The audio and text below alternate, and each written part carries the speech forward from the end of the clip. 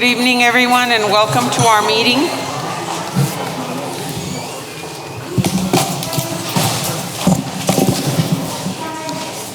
It is Wednesday, September 28th, 6:01 p.m. Roll call, please. Alex Cantu, present. Roberto Zamora, present. SP Ochoa, present. JJ Luna, present. Nereida Cantu, present. Alda Benavides, present. Dr. Science, I do declare a quorum. Thank you, Dr. Benavides. Can we please stand for the Pledge of Allegiance?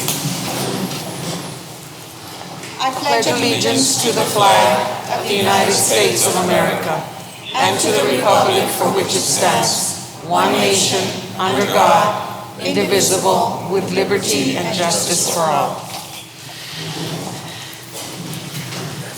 Thank you again, Dr. Science, and welcome everyone. Do we have public comments? Yes, we have a public comment from Mr. Israel Gonzalez.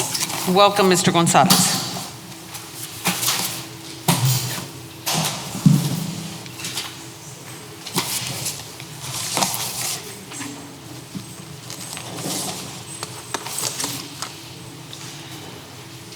Mr. Munoz, will you keep the time? Good afternoon, ladies and gentlemen of the board. I'm here today because I have a concern about a recent change that was made to your GT program. Having spoken with the superintendent, I was made aware that this decision was something that she arrived at. Now, let me tell you what I'm concerned. Apparently it was changed from daily, every week, to every other week. So this is not a good look. Before I actually get into that, I'll tell you what I shared with her. I told her, these children are the wind beneath each other's wings, and together they soar to ever greater heights, and this is being stolen from them. By taking this opportunity from them, by making it every other week, this is hurting them. This is hurting our community as a whole. Now, let me tell you why it's not a good look. It's not a good look because recently, media's been reporting that districts are flush with monies. They're flush with cash. We used to have COVID monies leftovers, and there's tax monies, of course. Last year, there was an increase in the tax. This year, we're similarly looking at something the same. I know that you just spoke about it, and I know it might seem like we can say, oh, we reduced the tax rate. However, I did look through, and apparently the comparison of the proposed levy with last year's levy, comparing it to this year's for the average residence is going to be an average increase of $27.44. So we are looking at an increase of taxes here. So it's not a good look when we have monies that we still haven't spent due to COVID, and we still have more money because of the tax rate. And yet we're taking away services. We're doing less, even though we have more. Not a good look. Further, I spoke with her about the study in TASB, your own executive director for HR, and I quote, she stated, we should have 54 assistant principals. We have 66. Finally, I did let her know this is against the Texas Administrative Code 89.3. She tried to tell me that the district is in accordance. I think she's confusing it with 89.1. 89.1, you may still be in accordance, but 89.3 states in school and when possible, out of school options relevant to the student's area of strength that are available during the entire school year. By removing one of those weeks, you're functionally removing half the year. By making it every other week, you are removing half of the year of services for these students. We have a material failure of these services. They're not happening. It's not the entire year. Functionally, it is now half a year. Half a year. This is not appropriate. If we say that we want the best for our communities, then let's see some action, because we can talk about it all we want, but if we talk about it, it's just trying to score political points or whatever it may be. The fact of the matter is that the actions speak louder than the words, and right now what I'm seeing is a reduction of services for our community, which is not appropriate. I hope for a better tomorrow, and the only way that's going to happen is if we do right by these kids. You cannot allow this to stand. Thank you for your time. Thank you, Mr. Gonzalez. We have another public comment from Mr. Carlos Garcia.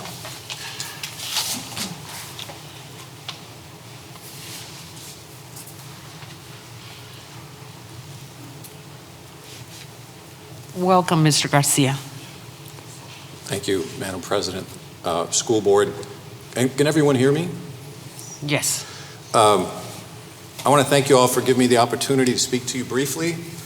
And I come before you to speak about the considered action regarding the recommendation and proposal to terminate the contract of Diana Treviño Montelongo.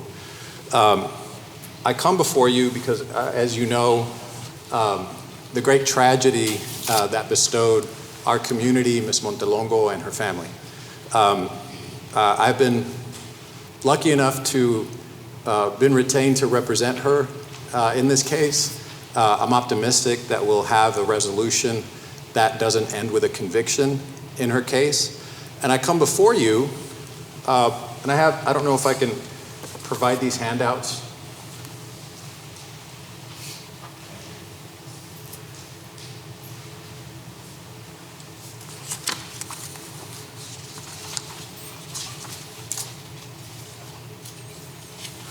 And if you just turn to the third page of the handouts,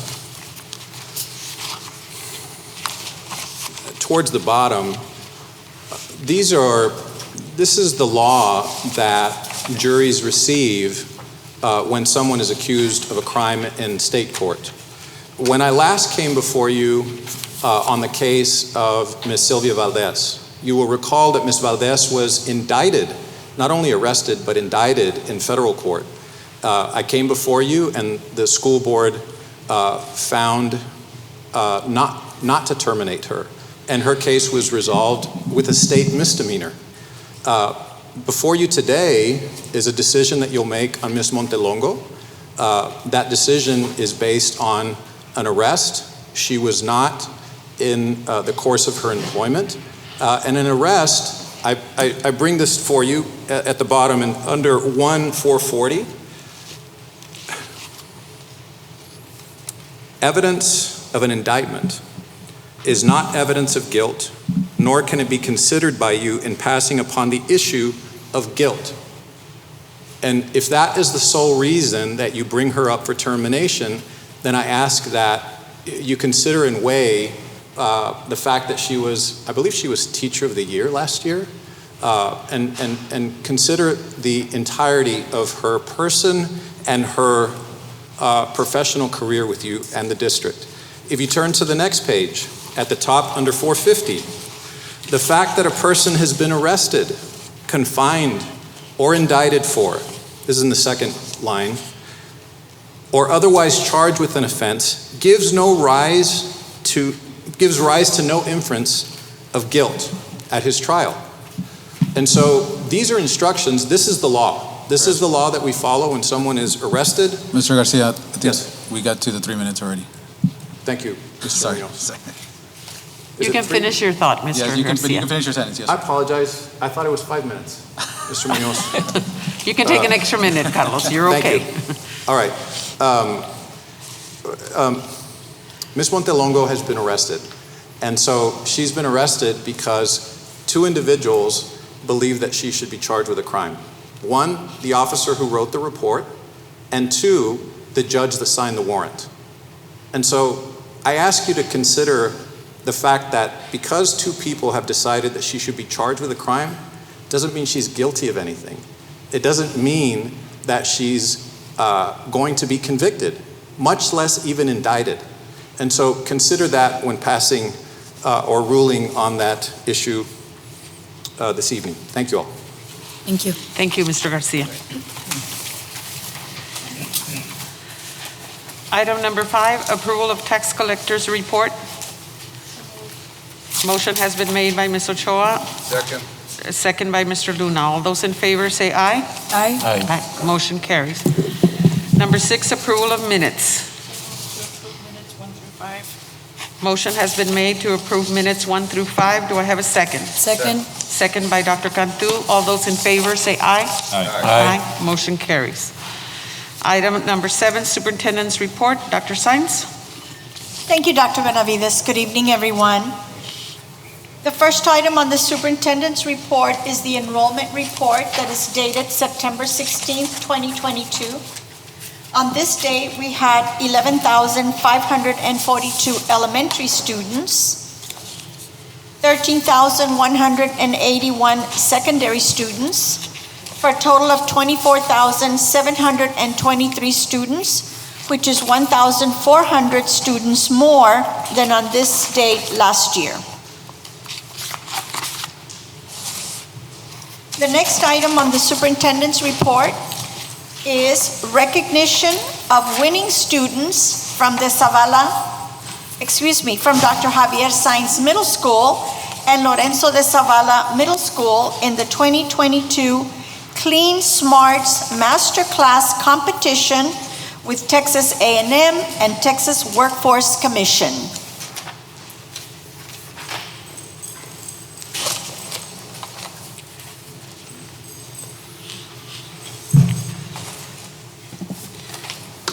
Good evening, Madam President, Dr. Sainz, members of the school board, fellow colleagues, assistant superintendents. My name is Roger Gomez. I am the middle school science coordinator. I'm here on behalf of the science department, but also on behalf of the middle schools, to recognize students and also teachers who put in the dedication and also the competition for continued learning, but also excellence in the Clean Smarts Masterclass competition in 2002. On July 11, 2002, the Nuclear Power Institute at Texas A&M College Station with Dr. Segovia and the Texas Workforce Commission with its commissioner, Julian Alvarez, joined together with families to celebrate the 2022 Clean Smarts Masterclass finale competition winners. The Clean Smarts Masterclass competition is open to all Texas 6th through 12th grade competitors or secondary students to provide opportunities to cooperate with faculty and staff at the Nuclear Engineering and Science Center at Texas A&M. The competition opens the door for students to collaborate, do research, but also develop projects from the masterclass opportunities. The first student I want to recognize is a 7th grade student at Lorenzo de Zavala Middle School.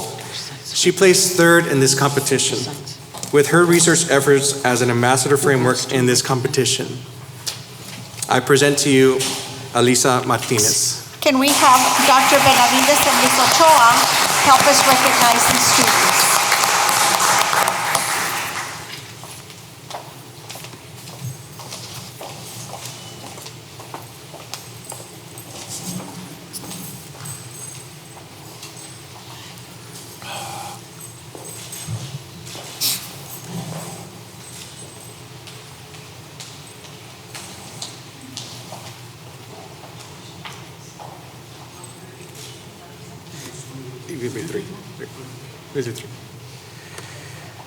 The next student I want to recognize is an 8th grade student at Dr. Sainz Middle School, and it placed 2nd in the competition with his project design, detecting body temperature to prevent heat strokes. I present to you Carter Ponce.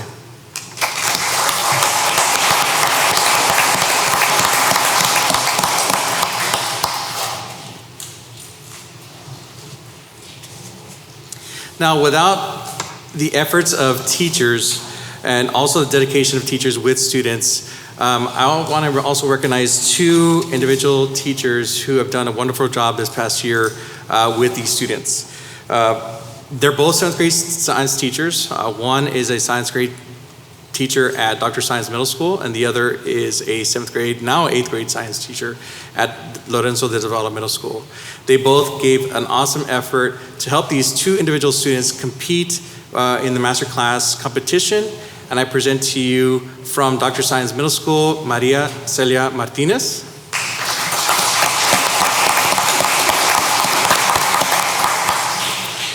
She was a 7th grade teacher last year. Now she's come aboard to the 8th grade science department at Lorenzo de Zavala, Mrs. Maria Isabel Reina.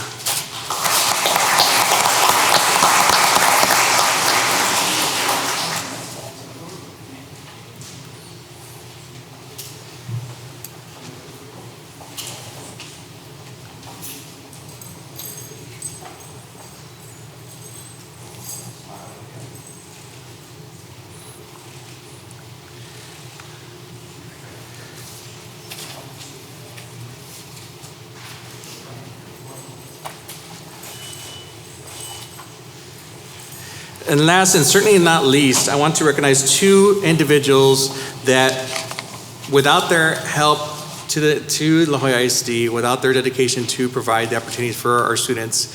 The Texas Workforce Commissioner, Mr. Julian Alvarez, and the SEC Engineering Department Representative, Mr. Carlos Martinez, for helping and also giving us the opportunities. So at this time, I would like them to come and talk to the school board, superintendent, and fellow colleagues a little bit about how it's important that we continue competing at this level and giving these students an opportunity. So I present to you Mr. Julian Alvarez and Mr.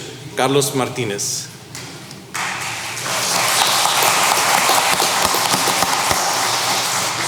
Mr. Martinez, say a few words for us. So, Mr. Martinez, we've been for the past couple of years with SEC, have been in partnership through the engineering program.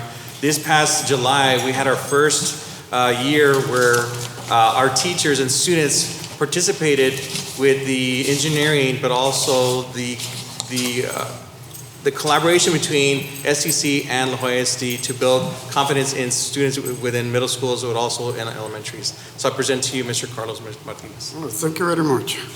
I really appreciate your words, and believe me, I congratulate the students that they have gotten this award, because they are the top students in the class of the CAM code, and we hope that they continue this path, because as I am coming from manufacturing, and I have been in manufacturing for many years, and believe me, there is a need for people and students like Alisa and Carter to really get the skill level of the community up, to be able to bring more manufacturing plants in this area. Believe me, this is a really need that not too many people they appreciate. Anyway, congratulations to both of you. Thank you, Mr. Martinez. And last and certainly not least, the Commissioner, Mr. Julian Alvarez. Thank you, thank you. So I wore the right color.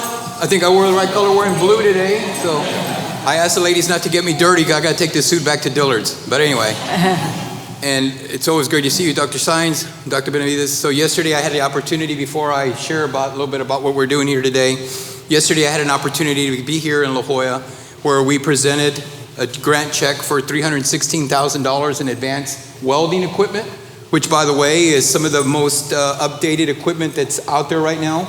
Your students here are welding with virtual reality headsets. That's amazing. I mean, that's the same equipment that we're using at SpaceX, so congratulations to you. And as I mentioned to the people that were there yesterday, how cool some of your students someday will be working at SpaceX. But just so that you know, that grant wouldn't have been available, or it wouldn't have even been an option if it hadn't been for great people like your very own Sergio Munoz, who resides here in this area. Sergio Munoz actually appropriates money, which is general revenue money, specifically designed for us to buy equipment for our schools. After listening to stakeholders, the business community, they're the ones that drive what we're going to do. And so we're the only state in the country that actually allows this type of funding to be actually embedded in the schools and in the colleges. With that said, these two students that you see in front of you were also part of Camp Code. We heard from people in the Valley that we didn't have enough girls in STEM-related occupations. We did not have enough girls that were interested in the science, in the mathematics, working at SpaceX. They thought that that was only an occupation for men. So thanks to Leo and Mr. Martinez, who offered, you were the only ISD in the Rio Grande Valley to receive the Camp Code grant. I mean, that's something that you should be proud of. Yes, a round of applause. Right, Dr. Estrella? All right, now while we're here, today I was just at a hospital where we just gave them $1.7 million grant. Again, thanks to our legislators. And then, of course, I'm here today. What a great way to end my day than to be here in La Joya, where we're going to acknowledge two students, your very own students, who competed with over 5,700 students around the state. 5,700 students. And of the 5,700 students, 2 of the top 3 in the state are here in La Jolla. When I heard about that news from Dr. Segovia, I couldn't stop doing backflips. Now, look, I'm from Harlingen. I live in Austin, and you all always beat us in football. But when I heard that you all had 2 of the smartest kids in the state of Texas, and again, middle school to high school, how impressive is that? And then again, as I referenced to you earlier, the fact that you all received a JET grant for equipment. And that was just one of many that you're receiving. So thank you to the school board, to the trustees, for all you do for this community, and for allowing us to be able to prepare for that future workforce that Mr. Martinez mentioned. It's going to be a possibility someday that these students that you see before you are going to be your future doctors. And as I mentioned to the young man that was here, he already dresses like me. I've asked him to be the next commissioner that you'll be seeing in Austin. So congratulations to the students, to the instructors, to Texas A&M, for what they've done. And again, to the school board and to the community for your involvement. Thank you.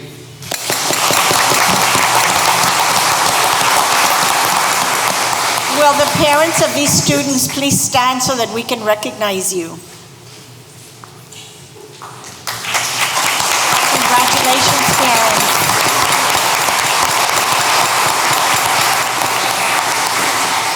I also want to recognize the principals.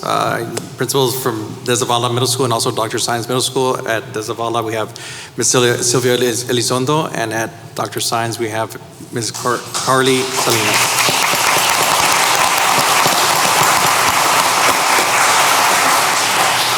Thank you, and congratulations, principals. Thank you. Sure. Do you want to take a picture, Dr.?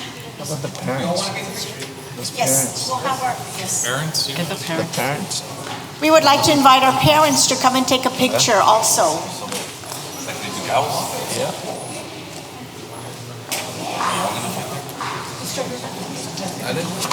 All the board members, yes. I go.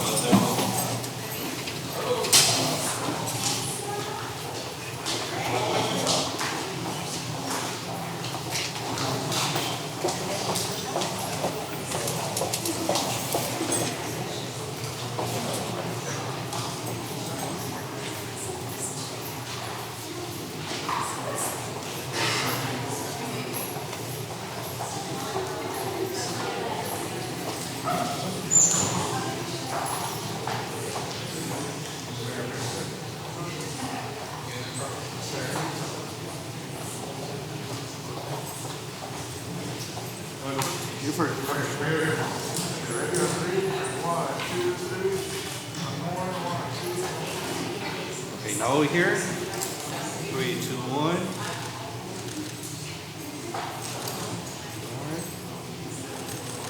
There you go. Thank you.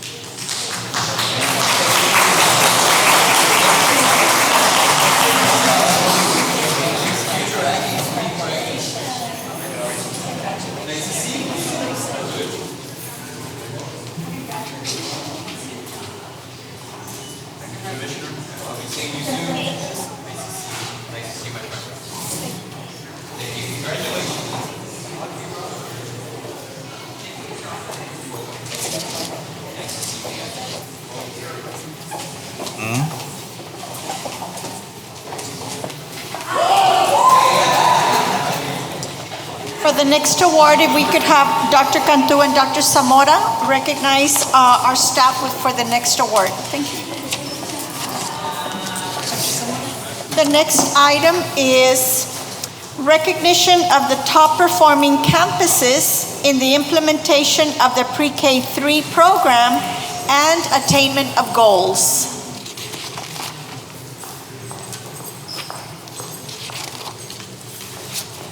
Good evening, Dr. Benavides, Board President, Dr. Sainz, members of the board and the community. My name is Marta Castillo, and today I'm here to recognize the top performing campuses for implementation of the Pre-K-3 program and attainment of goals.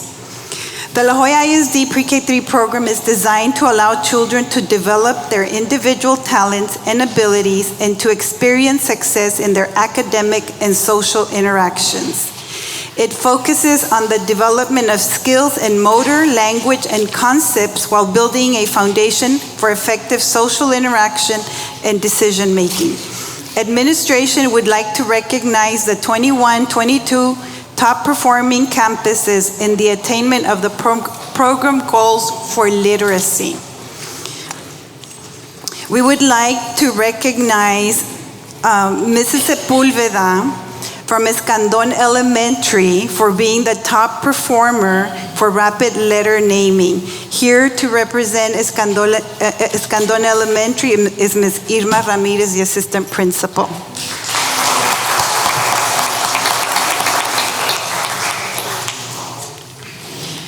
We would also like to recognize Garza Elementary. Mrs. Alma Perez Campos, the principal, to receive the recognition is Mrs. Aide Hinojosa. We're recognizing this campus for being top performer in the measure for phonological awareness.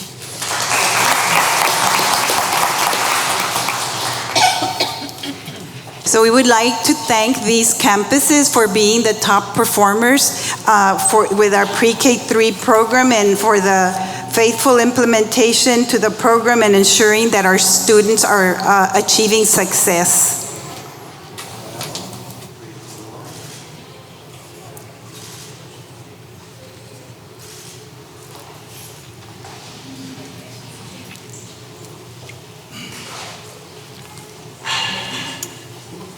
Congratulations. For the next award, if I could have Mr. Cantu and Mr. Luna help us present the award. Thank you, Dr. Cantu and Dr. Zamora.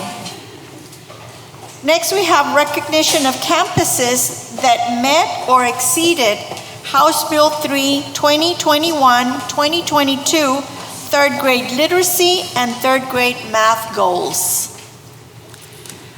Good evening again. Now we will be recognizing our campuses that met or exceeded the HB3 goals. As you all know, we have literacy and math goals for the campuses. So the campuses meeting the HB3 goal for literacy is Leo Elementary. Ms. Carrie Villarreal, the principal, is here to receive the recognition.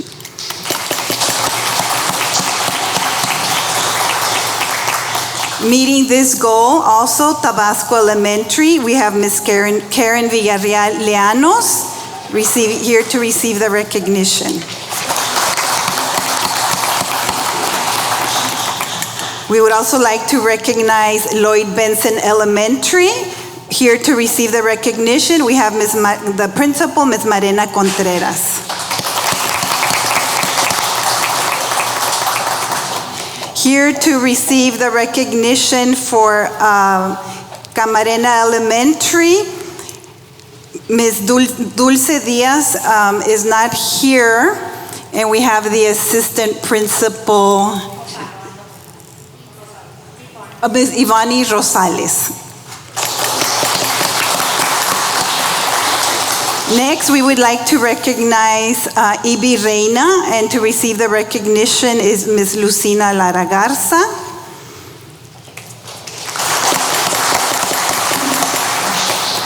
Next, we would like to recognize JFK Elementary, Principal Ms. Mary Guerra.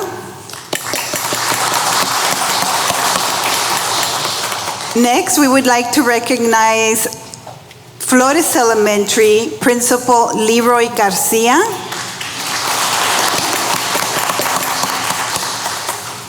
We would also like to recognize Elodia Chapa Elementary. The principal is Eliamar Chapa. Here to receive the recognition for her is Ms. Jackie Escobedo. And we would also like to recognize Escandon Elementary, Principal Mary Sepulveda. Here to receive the recognition, Irma Ramirez. These were the principals that met or exceeded the goal for literacy. We were also recognized the principals who met the goal for math. here along with this recognition. For Leo Elementary, Ms. Carrie Villarreal also met the goal for this measure.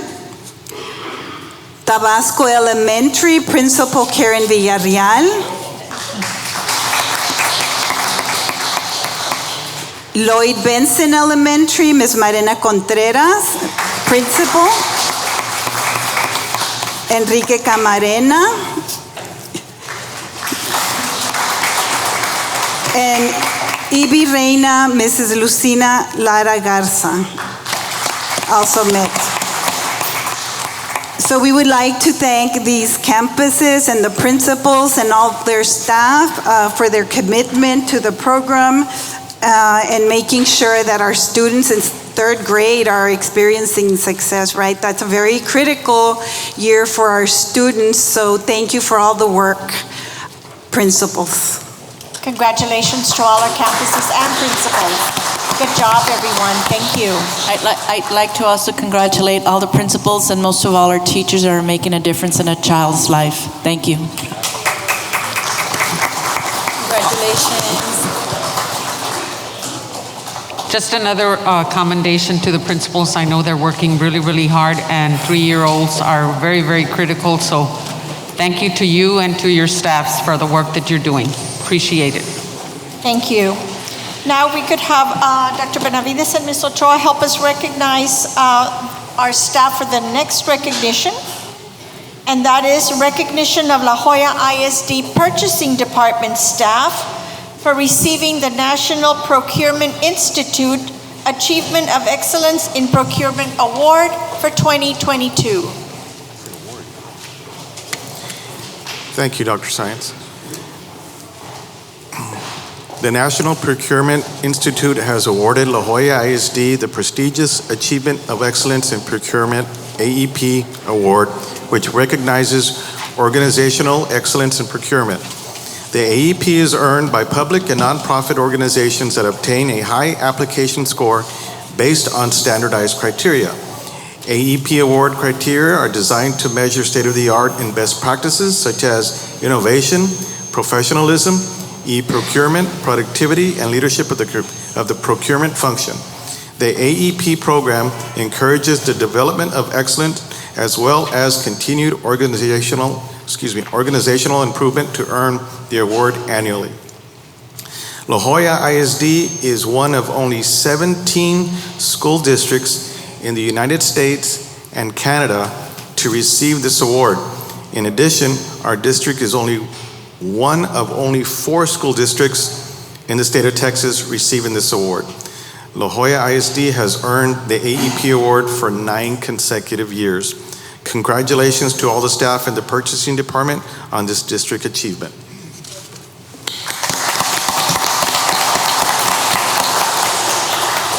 Here we have present today Rosario Longoria, a purchasing bid clerk.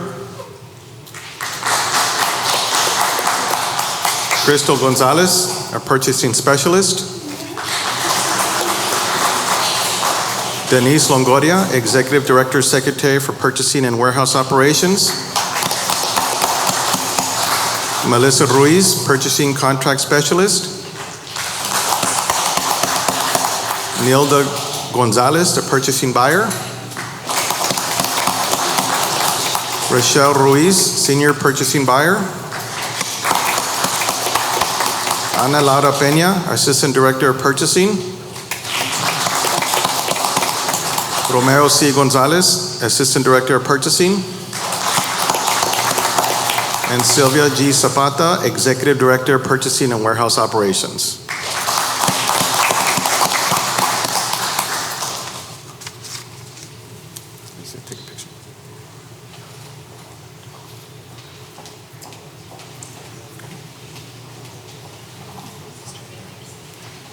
We would also like to recognize Mr. Ben Garza, our Chief Financial Officer. Thank you so much, Ben.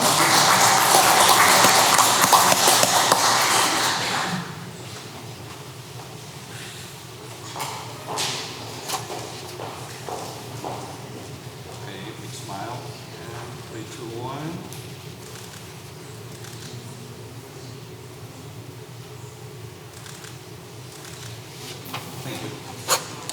Congratulations, everyone. Thank you so much for your work.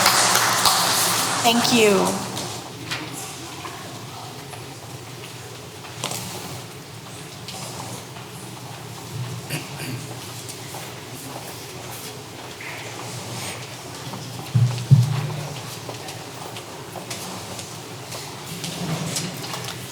That concludes the superintendent's report. Thank you, Dr. Sines. Discussion items, number 8, discussion of investment and investment earnings as of June 30th, 2022. Good evening, Madam President, members of the board, Superintendent Dr. Sines. Today I'll be presenting the investments and investment earnings as of June 30th, 2022. In your agenda on page 36, this page reflects a listing of investments and represents the investment position of La Jolla ISD as of June 30th, 2022. The district had a total investment of $112,893,051, of which 89.94% is in the general fund in the amount of $101,532,484.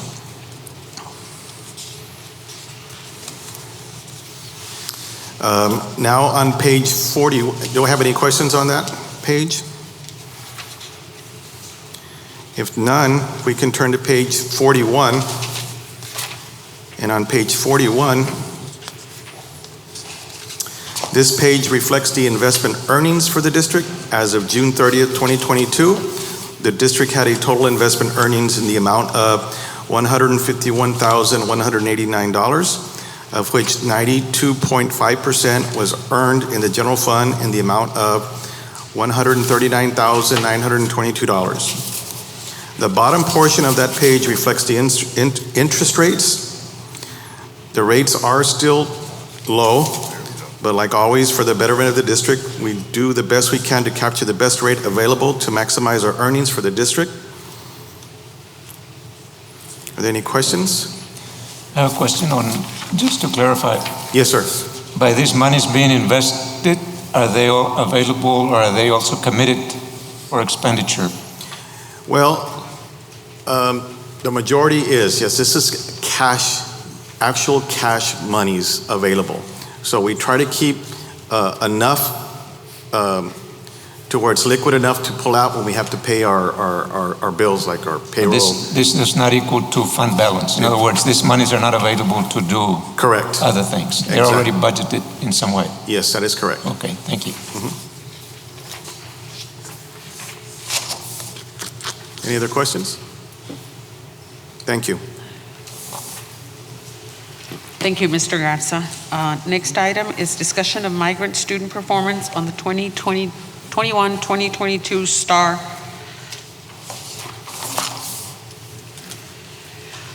Mr. J.L. Perez, Migrant Director, will lead this discussion. Welcome, Mr. Perez. Let me see.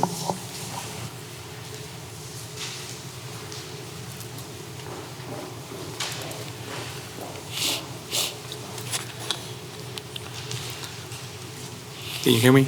Yes? Yes. Good evening, Madam President, members of the board, Superintendent of Schools, Dr. Sines, and community members. My name is Jose Luis Perez, Migrant Director, and I'm here today to present on the Migrant STAR data for 21-22. Reading STAR data is the first area we're discussing. The graph shows all the migrant students who took the Reading STAR compared with all the students who took the same exam. This data sheet represents all grade levels that were tested. A comparison of the approaches, meets, and masters can be seen in the column on the right side. The single-digit differences suggest that two groups are relatively close. In terms of performance, 7th and 8th grade were the top performance grade level. The same comparison groups are shown here for the math. A comparison is between all students who took the STAR math and all migrant students. According to this data, 5th and 8th grade math had the highest performance. Science data shows that 8th grade had the highest performance with a 73% approaches, 41% meets, and 18% masters. In the area of social studies, U.S. history was the highest performing group with 76% approaches, 39% meets, and 19% masters. Now, we'll look at how specifically our migrant students perform by campus and subject area. Looking at our elementary students, we had a total of 120 students that tested reading based on snapshot data. Elementary district data showed that our migrant students had 62% approaches, 29% meets, and 15% masters. In the area of math, our migrant elementary students were at 61% approaches, 39% meets, and 18% masters. In the area of science, we had 60% approaches, 33% meets, and 18% masters. The reading data shows that Ann Richards, this is for the middle schools, that Ann Richards was the highest performance campus with a 90% approaches, 70% meets, and 40% masters. The science data shows that Memorial Middle School was the highest performing campus with 100% approaches, 29% meets, and 14% masters. In the area of social studies, we have Ann Richards with the highest performing campus with 80% approaches, 60% meets, and 40% masters. We do have a few students that took the Algebra 1, and they did very well. The next slides will be the high school campuses. In the area of algebra, La Jolla High was the highest performing campus between the comprehensive high schools. We do have some students at Jimmy and STEM that they did well as well. La Jolla High was the highest performing campus between the comprehensive schools for English 1. In the area of biology, La Jolla High was the highest performing campus. And finally, in the area of history, La Jolla High was again the highest performing campus. In this slide compares the 21-22 school year with the 2021. At a recent parent meeting, I showed this is to discuss the impact of students coming to school as opposed to receiving virtual instruction. There's a significant difference between the scores. And the parents were able to see the data comparing the two circumstances and the educational impact. Thank you so much for providing me with the opportunity to discuss our migrant student data. As our students migrate to different parts of the country, they miss so much time in school. It is our goal to close the learning gap in different disciplines and ensure that students are on track to graduate from high school and further their education. Thank you so much for the attention. Are there any questions? Mr. Perez, on when you said about the difference between the ones that were attending virtually and then the ones that were, can you go back to that page? This one? Yes. Yes.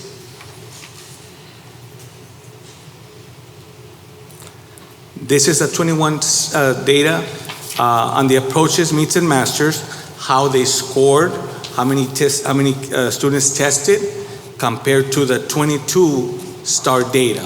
As you can see. So you were comparing from the 2021 to the 2022. To 22. Yes. There's a significant amount of and we can't really rationale to compare those numbers, but it was more of an impact to make sure that we emphasize of the importance of students coming to school. Do you suppose that the difference in the, like for example, third and fourth grade, I'm looking at the reading where there's less students tested this year that were migrant in 2022. Is it because there's less students enrolled? Because I know in 2021 you had 47, and over here on 2022, let's just say third grade, you have 39. This is in snapshot data. Yeah. So there's quite of a difference. I do have data that I showed to my staff, and the data is a little bit higher because there were actually more students that tested, but not by much. I think there was about 11. When I got together with Mr. Duque, there was a significance. But yes, there's less students. We do have a little bit less, not that many less. But yeah, there's on snapshot data, there was a lot less students here. Mr. Perez, do we have an accelerated block schedule at the high schools? At the high school, we do have the credit recovery for But do we have an accelerated block schedule where they get their courses per semester? Yes. So how does that impact our migrants that come in late and then leave early with their end of course assessments? Well, there's always a problem, and the problem is that when they go up north, they don't enroll in school most of the time. So when they come here, we have to schedule them in classes where they have the credit recovery first. And then if they need to take EOCs, they'll have to go to their classes to go and practice for their EOC as well. So the expectation would be that they would complete their course in less time than what the other students are. Exactly. And that's been the challenge. So that would be for the first semester. Then what about for the spring semester when they leave early? Do they take their exam? They do take the exam if sometimes we have a TMIP, which is the department that helps us out of FAR, that we do encourage for them to take the exam upstate, and we do manage for them if they're enrolled. Sometimes we even have them not enrolled and they still manage to take the exams, but it's been a number of cases. A lot of times they don't take the test, and we do send the paperwork to TMIP, and TMIP does try extremely hard to get in touch with the families up north to make sure they make arrangements for the test. And how's their graduation rate then? The graduation rate was at 88.5, I believe. It's what I had last time. Will you say it again? I didn't hear it. 88.5. 88. You mentioned that you had a meeting with the parents. Yes. And discussing the outcome. How often do you meet with your migrant parents? We meet once a month. And do you, in your conversations, do they differ, or is student outcome always in the conversation? Well, there's many challenges. Sometimes very harsh. We had a migrant parent that our secretary that we had to replace because as she was coming from up north, she had an accident and had internal bleeding and didn't make it. Her daughter is a senior at early college. So those are the situations that sometimes they want to feel embraced and make sure that they're okay, because those things happen, and it's recently it's been happening more often. So those conversations, the parents want to make sure that there's opportunities for them to recover courses, opportunities for them to see what we can do to make sure that our learning gaps get decreased, because they do miss quite a bit of time in school. Mr. Perez, you may be doing this already, but perhaps when you have those parent meetings, maybe you could have those principals who did really, really well present to the parents also, so that they can share the idea of what they're doing, because I know all the migrant families are going through a lot of the same struggles. So maybe the principals high performing, the ones that had the students do the best, could share some of their pointers, not only with their other colleagues, but with the parents. And what we do is we usually hold the parent meetings at the planetarium. We do a hybrid through Zoom and also there in person. Good. So we want to make sure that we have opportunities for them to assist in any ways. But yes, thank you for the recommendations, and I will advise the principals to present those.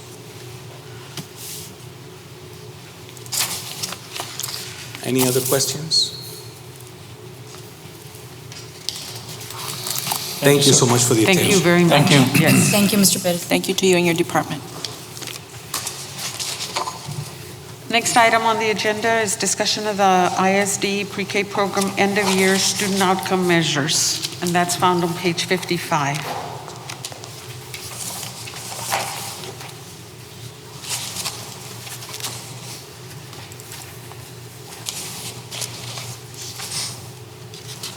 Ms. Martha Castillo, Executive Director for Elementary Education, will lead this discussion.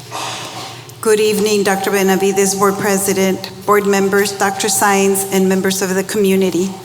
Today I'm here to present the pre-K3 outcomes for the end of the 21-22 school year. I will be referencing the PowerPoint that was provided, and I will also have it displayed on the screen. So the La Jolla ISD Pre-K3 program is designed to allow children to develop their individual talents and abilities and to experience success in academics and socially. Although our program includes measures that go beyond academics, administration would like to present end-of-the-year progress measures on our literacy indicators for letter recognition and phonological awareness. These two measures help students build reading success and have a strong correlation to later reading success. The first measure we will be reviewing will be rapid letter naming. This assessment is given to students to evaluate students' ability to identify letters of the alphabet, and this is a timed measure for the students. On the next slide, you will see the outcomes for pre-K3 rapid letter naming. And the data is for the campuses that started the pre-K3 program at the beginning of the school year. And as you will have the number of students that were tested at the campus, the number of students that were on track, and the percent that were on track. And as you can see at the district, we tested 456 students, 282 on track, with 62% of our students, our 3-year-olds, met this measure.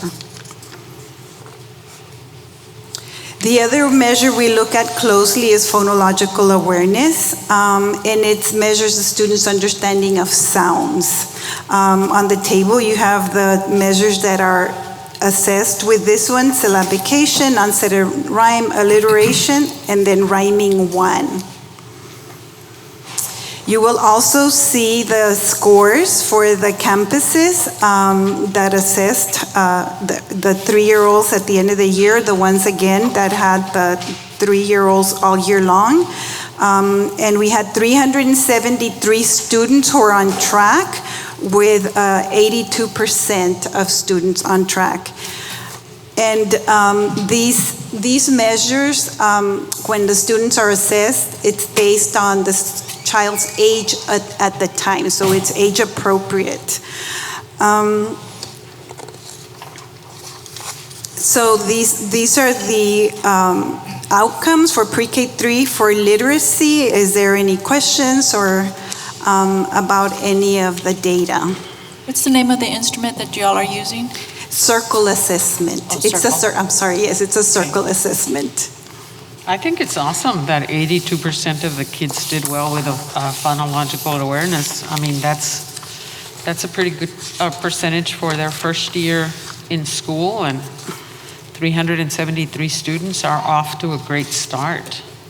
Yes, I think I thought so too. I thought it was really great. Garza Elementary had 91% of the students on track in phonological awareness. So.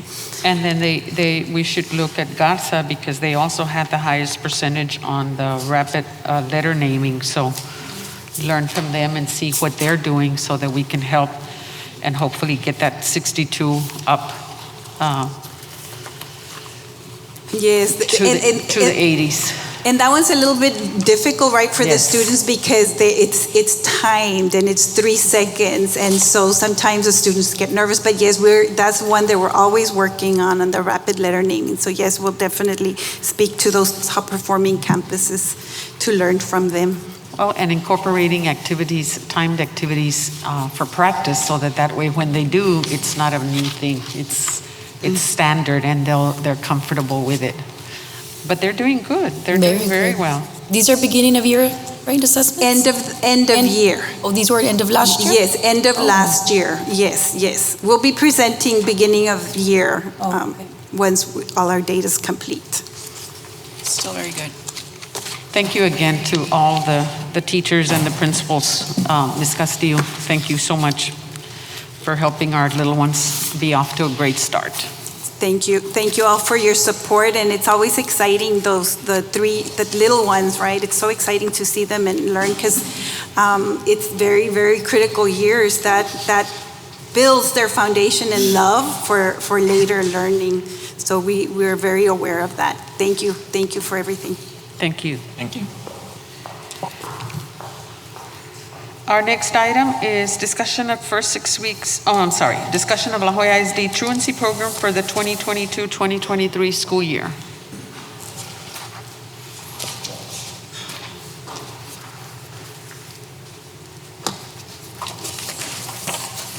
Mr. Raul Luna and Mr. Casanova will probably lead us in this discussion.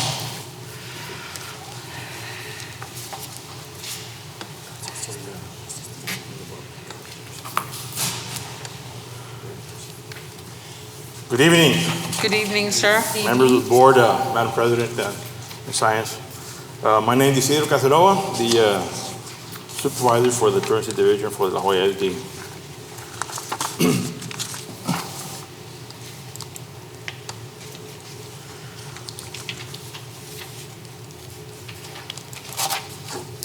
All right. I want to go ahead and briefly discuss some of the duties or tasks that are assigned to the truancy division. As truancy officers, we represent all elementaries, middle schools, and high school campuses at truancy court hearings and district mediation hearings. Some of the things we do is we also conduct parent conferences by phone or in person to help improve student attendance. We could do also, most of our work is conducting home visits to encourage dropouts into recovery programs and improve attendance. We also input truancy data submitted by campuses in order to prepare the truancy cases for the Justice of the Peace. And we also file the written complaints against parents for non-compliance with compulsory attendance laws in municipal court or JP courts. We also assist the Office of Admissions Records with their enrollment process. At the beginning of the school year, we help them out with enrollment. And the high school truancy campus officers also do a lot of hands-on with the students and the parents at the campus level, so that's where it begins with the truancy officers at the campuses. What is the truancy mediation hearings? We just started these late last year, in April of late last year, as one of the interventions. What we're doing now is we're bringing in the parent and the student and to our office, and we have a mediation hearing before we submit the case to court. And in these hearings, we talk to the parents, and we the program seeks to address the root causes of excessive absenteeism by meeting with students, parents, and campus staff to mediate concerns. We identify the barriers to school attendance.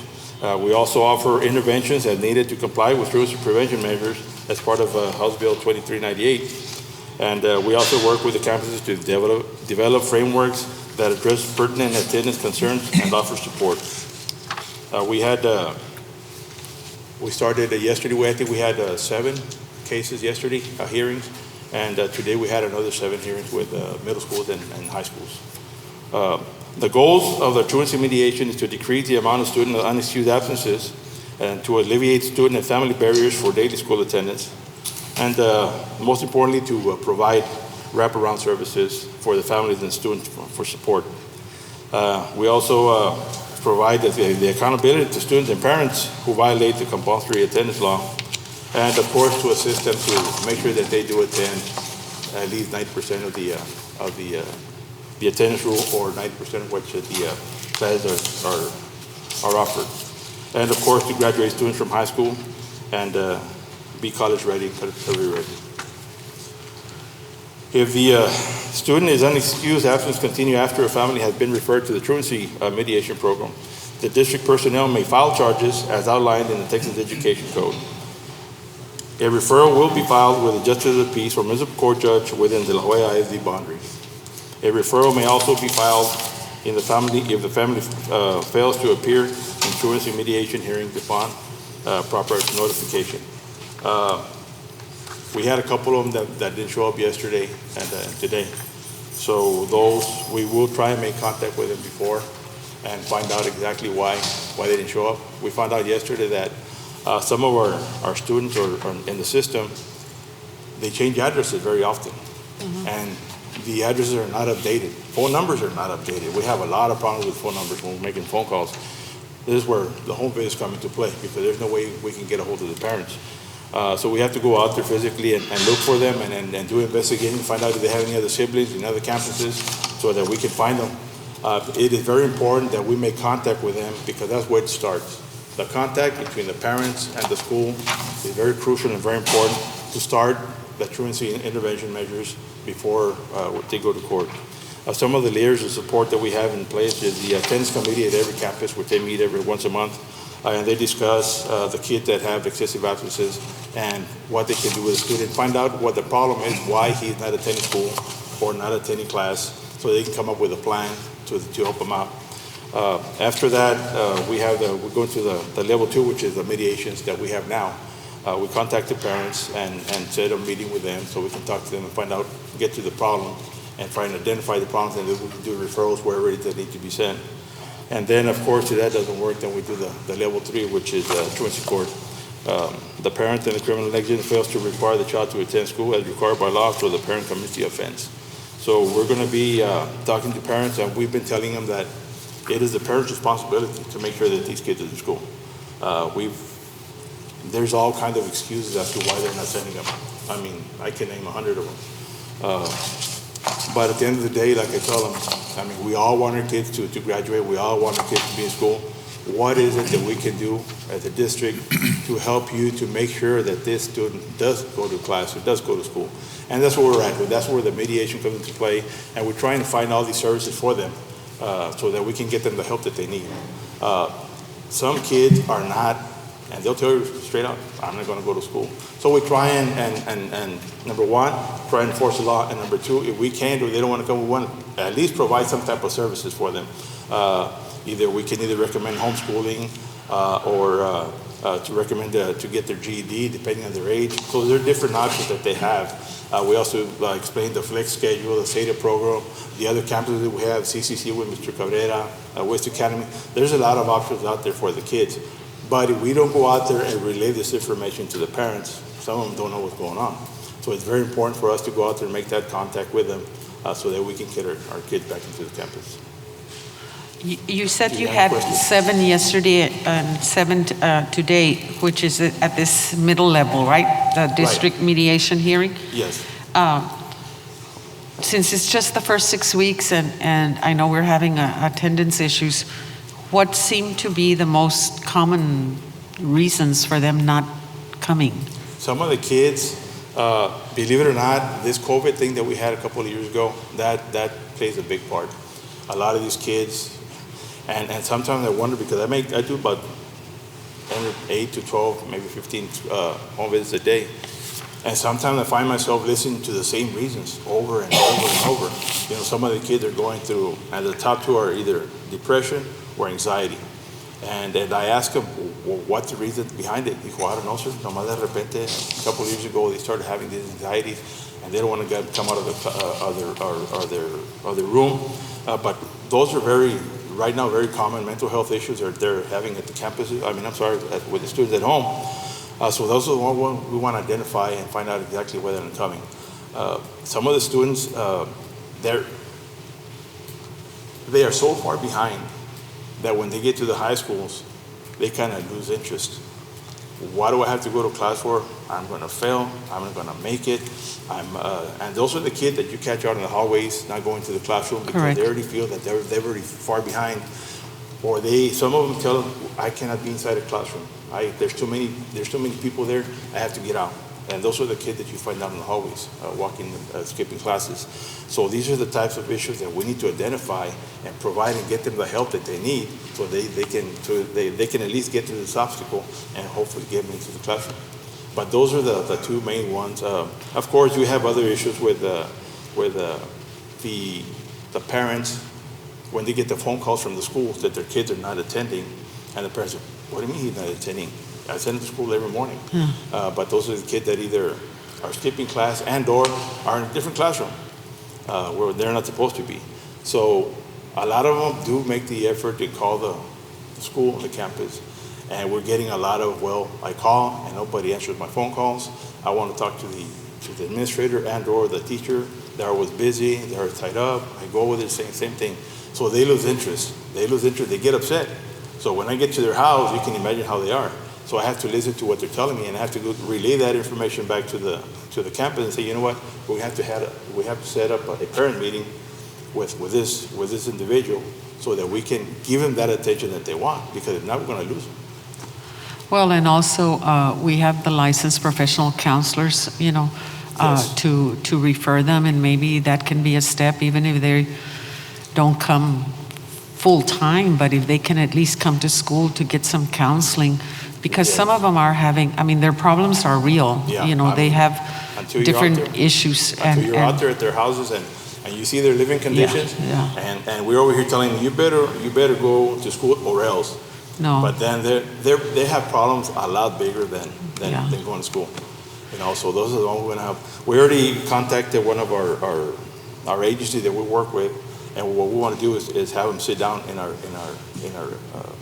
mediation hearings and automatically do the referrals right there and then with the parents and then the kids. Once we find out what the problem is, they'll go ahead and instruct them as to what it is they need to do and to what type of services, whether it be substance abuse, counseling, or family counseling, whatever the case may be. They can do those referrals and get the help that they need.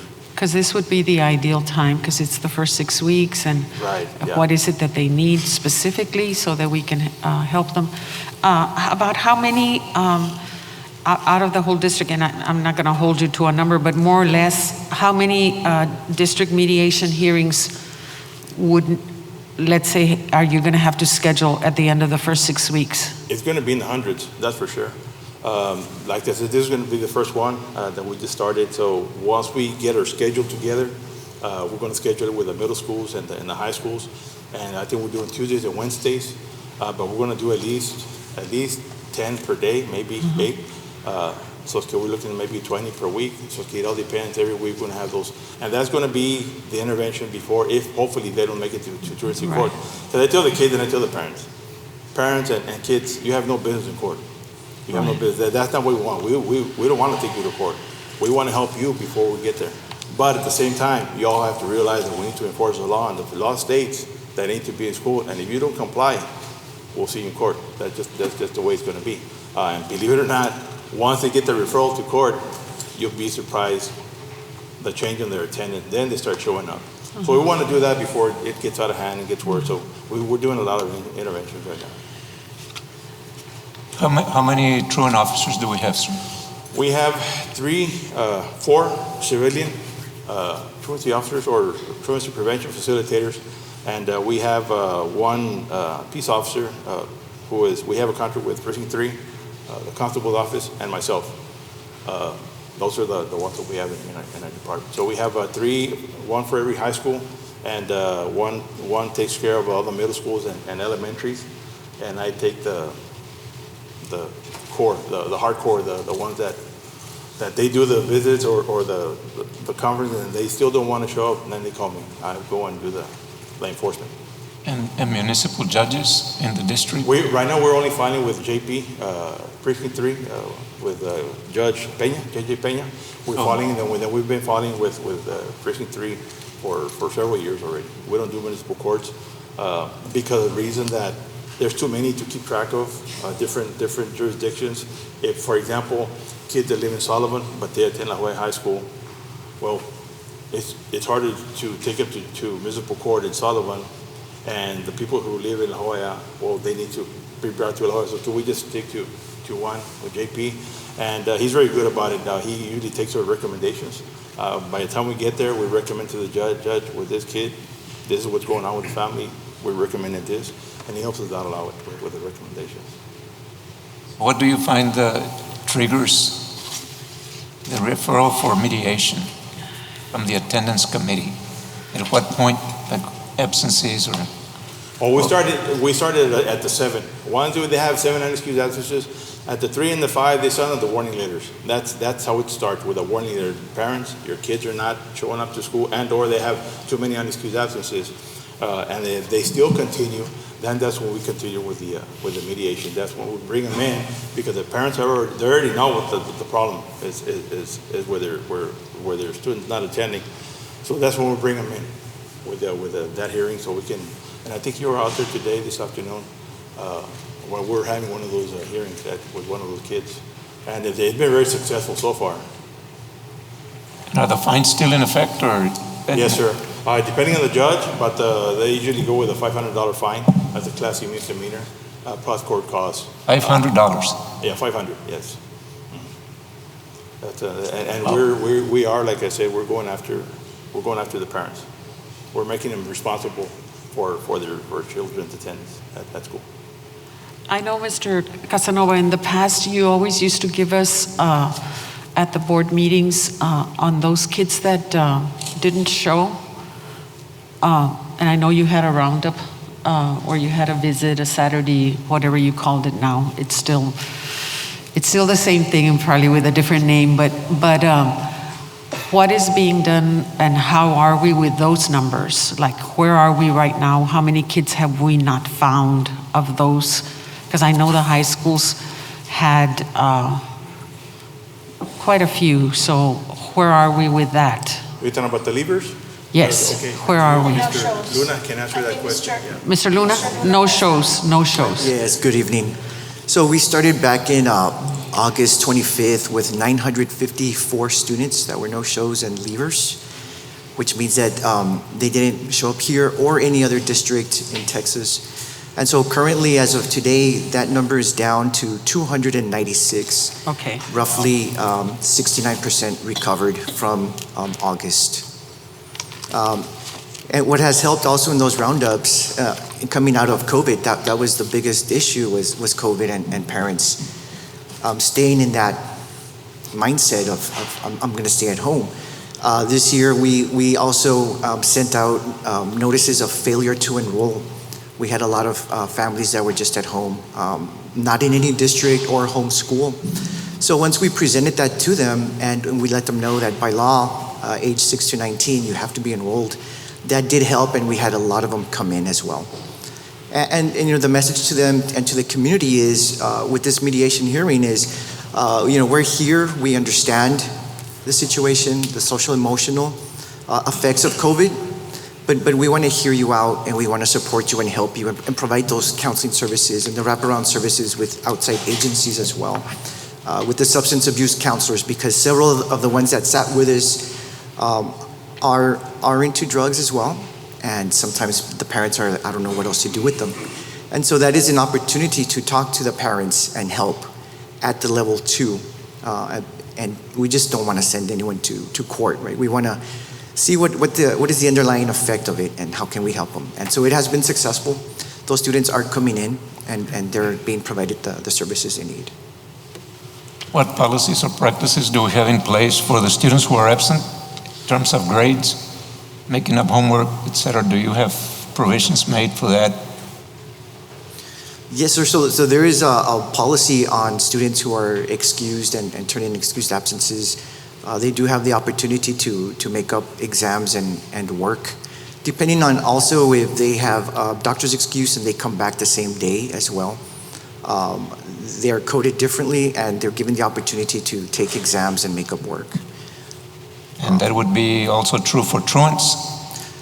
So truant students are unexcused, and it's 10 or over, but that is the same. We just had a case today where the student was truant, and we actually have personnel from the campus. The assistant principal is there also.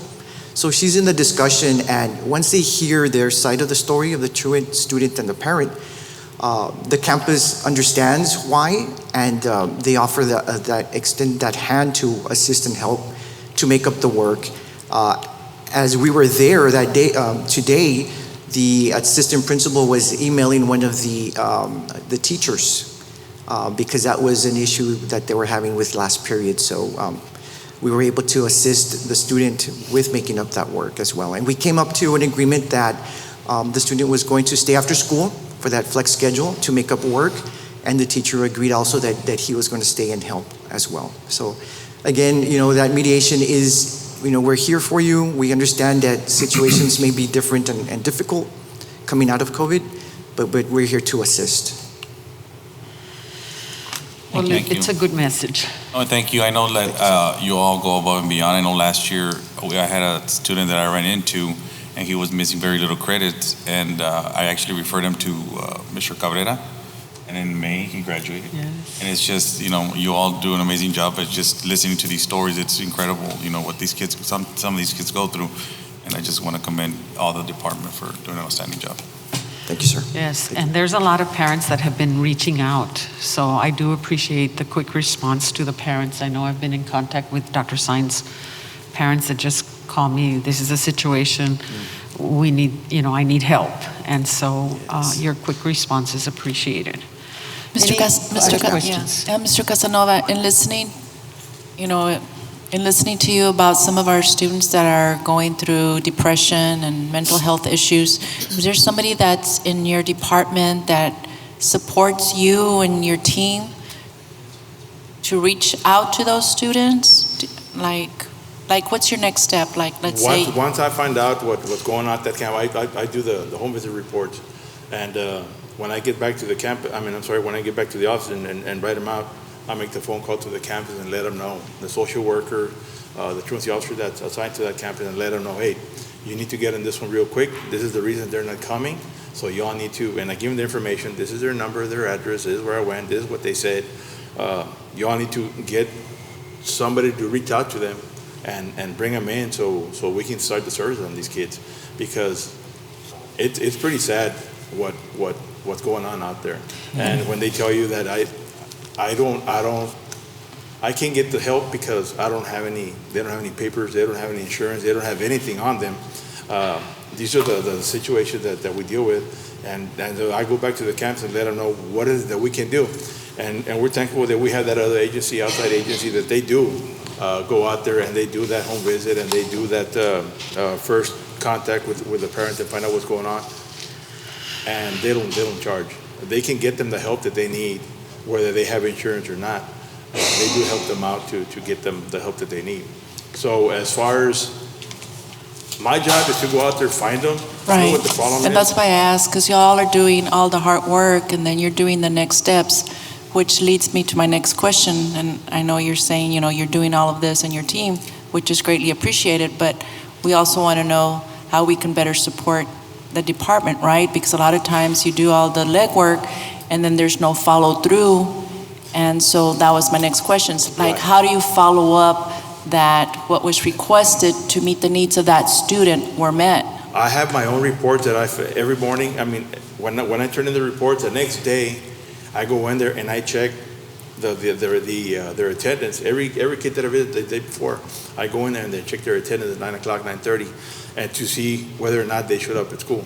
Once I see that they were marked present for first period or second period, that's when I make that phone call. I say, let's give me, he's in class right now, go pull him out, go bring him in, and start whatever it is that you all do at the campus to help this person out. If they don't show up, I go again. I was here yesterday, what's going on, how can we go? And they'll tell me the reasons why. I've had issues when they don't have transportation. I put them in my truck, I'll take you. I bring them back to the campus. But believe it or not, every case is different. Yeah. They're the same, but very unique. different. So those are the cases that we try. Now, I wish that we could help everybody, but some of them have issues that they don't come to school. They just don't want to. And that's where I come in.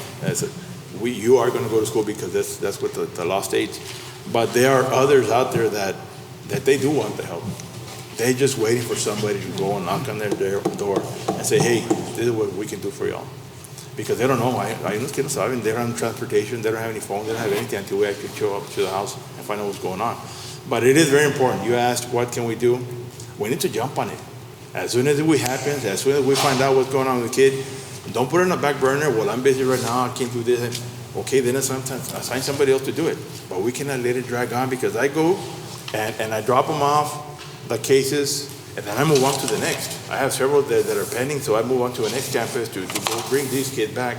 But I do keep reports, and I do follow up. I do find out a week later, I call him, hey, what happened with this kid after all? I see that he did show up, but he fell off the wagon again. He hasn't come in the last 3 days. No, because mom said this, mom said that, or they, you know. So we are constantly after the same kids over and over and over until we finally find some type of a solution for them and helping them out. But it takes teamwork. It's not about us, our department.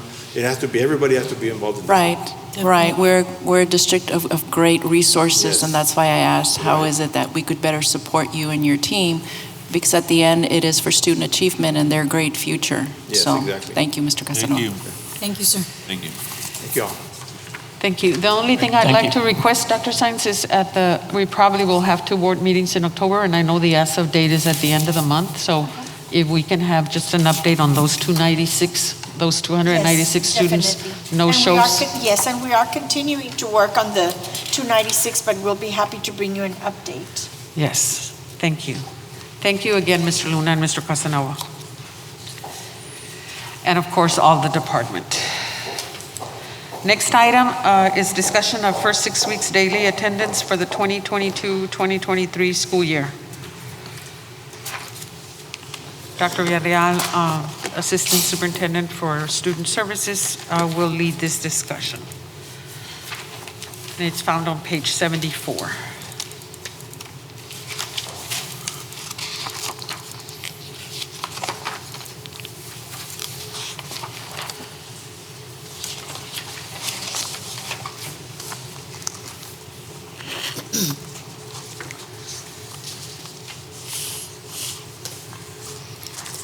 Good afternoon, Madam President, Board of Trustees, Dr. Science, Community, and Administration.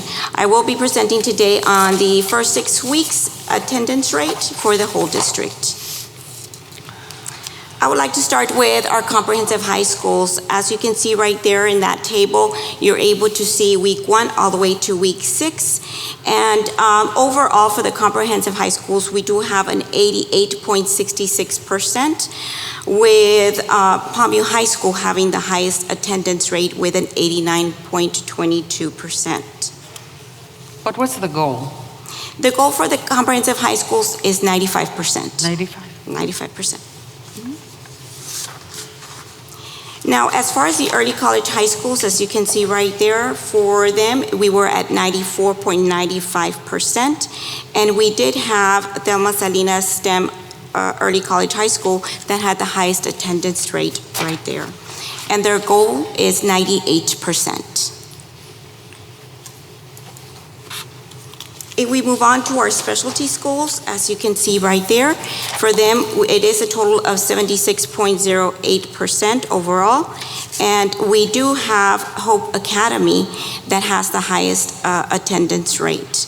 Obviously, the numbers as far as enrollment is a little bit less for them, but they were the highest right there for the 6 weeks. That's good. If we move on to the middle schools, as you can see right there, for the cumulative for the whole middle schools, we have a 93.15%. I do want to go ahead and emphasize that we have 4 campuses that are below that average, right? And what we're doing with those campuses is we are providing an additional bus to go ahead and transport any student that might have not shown up, and we made contact with the parent. That way we could go ahead and bring them into school. As far as the elementaries, as you can see right there, we are at a 92.84%. We do have Camarena Elementary that actually has the highest percentage with a 95.14%. And then if we look at Head Start, they do have the lowest percentage with an 84.14%.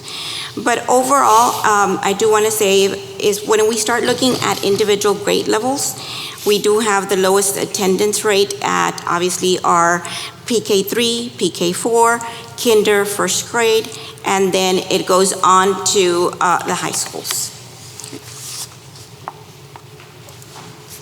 And overall, if we look at the overall as a district, we're at 91.89%. And the goal for the district is to be at 95%. I do want to draw your attention to the very bottom right there, that last box right there. And the reason that we added this is because we want to make sure that we're hitting that 21,500 students daily as far as our membership. And the reason behind that is, as you all know, just like Mr. Casanova, Mr. Luna just mentioned, you know, our kids need to be in school. If they're not in school, they're not learning. And we want to make sure that if students are having issues, that we figure out what the issues are and that we could try to support them accordingly. And also, our budget was created with that 21,500 student membership on a daily basis. Questions that you might have? So on this 922, we had 1,931 students absent. Is that correct? That's correct. Okay. I was trying to figure out where you at. Oh, yes. Yes, for the whole 6 weeks. For the 6 weeks. For the 6 weeks, that is correct. So we were shy 247 students to be present. And I do want to let you all know that we do have attendance protocols that we've put in place. We've made some adjustments on those. I know that our principals are working diligently with their attendance committees and also their calling committees, just to ensure that those kids that are not present, that we find out why they're not present, and then if we could bring them into school, we will be bringing them into school on a daily basis. I have a question that goes back to the prior presentation, but it goes on with attendance. Mr. Luna mentioned the flex schedule. Correct. For attendance. Is that still in place? How does it work and how does it impact ADA? Well, the way it works, and actually you all, the board approved it, and we sent it off to TEA. It was approved actually the last week of the first 6 weeks. And we are starting to implement that at every level, at every campus. And basically our students who are absent can make up the minutes, and that could be done after school, right? Our application did state that we would be doing it Monday through Friday and on Saturdays if and when it's needed. So what we do is we identify the students, we work with our campus closely, and we let them know these are the students that need to make up the minutes. And then what happens after that, there's special coding that's done for those students. And then at the end, like around November of this year, we will be getting the funding for all those students that made up the minutes of attendance. So do students have an opportunity to say or to determine their schedule where they may not be attending school some days? And so we also have our flex schedule that's done over at CCC. But when we were talking about the flex, we were talking about the fact that we have our SATA program and we're able to make up those minutes, right? And those are done after school. And after school, what we hit is, or what we target with those students is based on the reading, the content areas. That's what we focus on. That way we can make sure that their kids are getting back what they need, right, based on the absences. So students are not at this point saying, you know, because of whatever hardships, that I'm not going to be attending on Mondays and I can make up my time at other times? No, the only campus that we have like that is over at CCC, where we do have a flex schedule. Okay. So that's like your SATA is tied to that? Correct. Any other questions? How are we celebrating our employees and our campuses to reach their ADA goals without? Well, I'm pretty sure you all have seen on our social media platforms, right? We're doing that on a weekly basis, and just because of the fact that our attendance, when we look at the attendance, Mondays and Fridays are the ones where we have the most absences. So what we do is we have incentivized or provided funding that we can incentivize our students. I know that we've been talking with our principals as well, that way we could also incentivize our staff. And I know that central office too works very closely with our campuses. How are we celebrating them and their hard work in supporting their campuses? Yes, and well, that's something that I know that we're continuously talking about, making sure that we recognize those individuals that need to be recognized. And I know that through our department, we normally tend to talk about quality positives, right? To make sure that we're celebrating each other, because that's key, right? You need your staff to be able to have that balance and see that what they're doing is appreciated, obviously. And I believe I think it was Mr. Casanova that mentioned that it takes everyone. You know, it takes the whole team, and the whole team is La Joya ISD. Because again, our number one thing is safety, then after that is educating our kids, but if they're not in school, then we can't do that. Right. Any other questions? I don't have a question. I just would like to make a recommendation. I know that, attendance is very important and all that, but maybe I would like personally to hear more in our discussion items, what we're doing to make schools more appetizing, more welcoming for parents, what we're doing to support staff, and pretty much more of a student achievement. I would like to hear a little bit more of that, see what I guess learn from the schools that are doing better. That way we're able to communicate to the community what they're doing different, so that we can pick up on some of that information and make sure that all our schools are maybe, piggybacking up what they're doing. That's just my recommendation, Dr. Sainz. Thank you, Mr. Canto. Absolutely, sir. Thank you.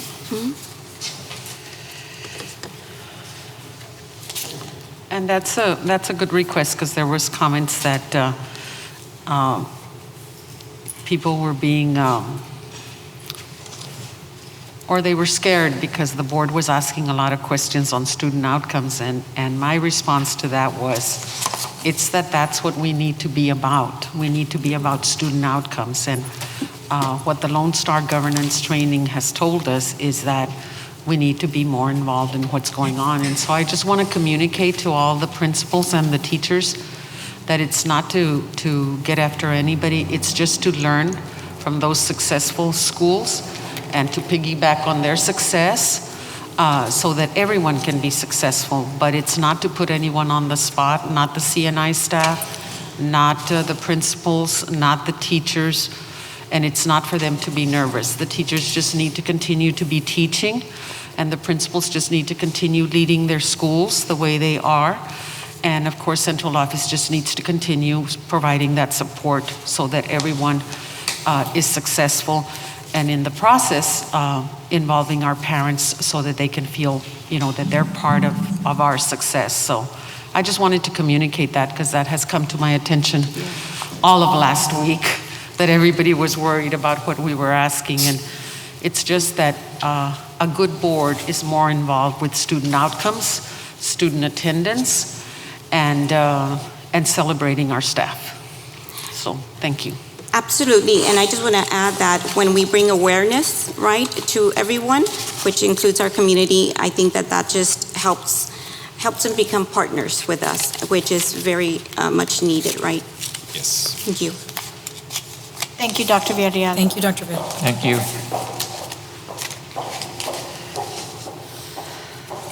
Our last item on the discussion is discussion of contract evaluation matrices. Good evening, Dr. Benavides, Board of Trustees, Dr. Sainz, and members of the audience. Our board has asked that we bring the evaluation matrices. This was another request. For review, yes. And this was a request, especially in listening to our teachers, because the teachers were not getting the materials that they needed on time, and that was not the intention of our school board, was not to delay them getting their materials. So that's the reason we're having to revisit this, because we definitely want the teachers to have all the materials that they need on a timely basis, and we do not want to delay the process. Thank you, Dr. Benavides. We have a specific item addressing the corrective plan of action and revisions for that. This particular item, however, is specifically for the evaluation matrices, which we use in awarding contracts.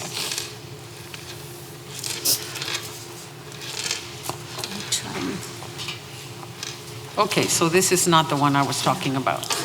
I'm trying to advance it, but Mr. Munoz. It's not. No. So are you open for questions or are you presenting, ma'am? I'm presenting, but I'm The having matrices, some but we need technical to- difficulties. It won't advance. I tried from the beginning.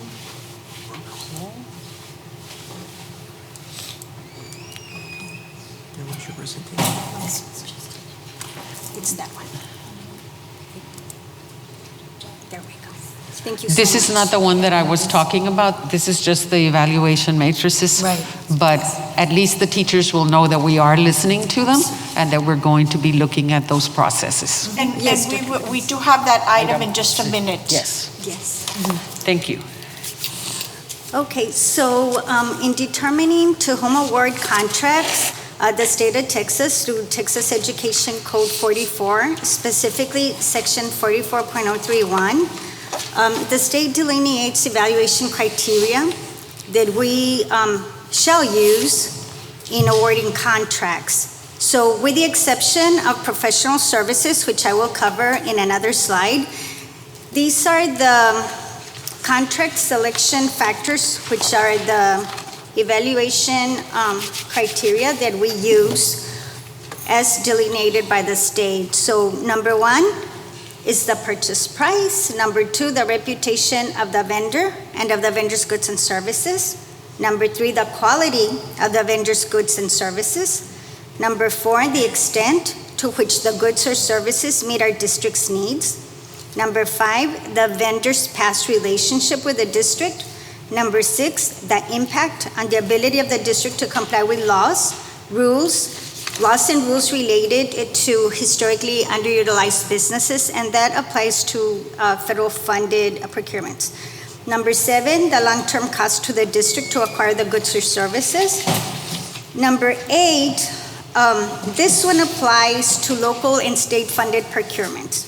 So on number eight, for a contract for goods and services other than goods and services related to telecommunication and information services, building construction and maintenance, or instructional materials, whether the vendor or the vendor's ultimate parent company or majority owner, A, has its principal place of business in the state of Texas, or B, employs at least 500 persons in this state.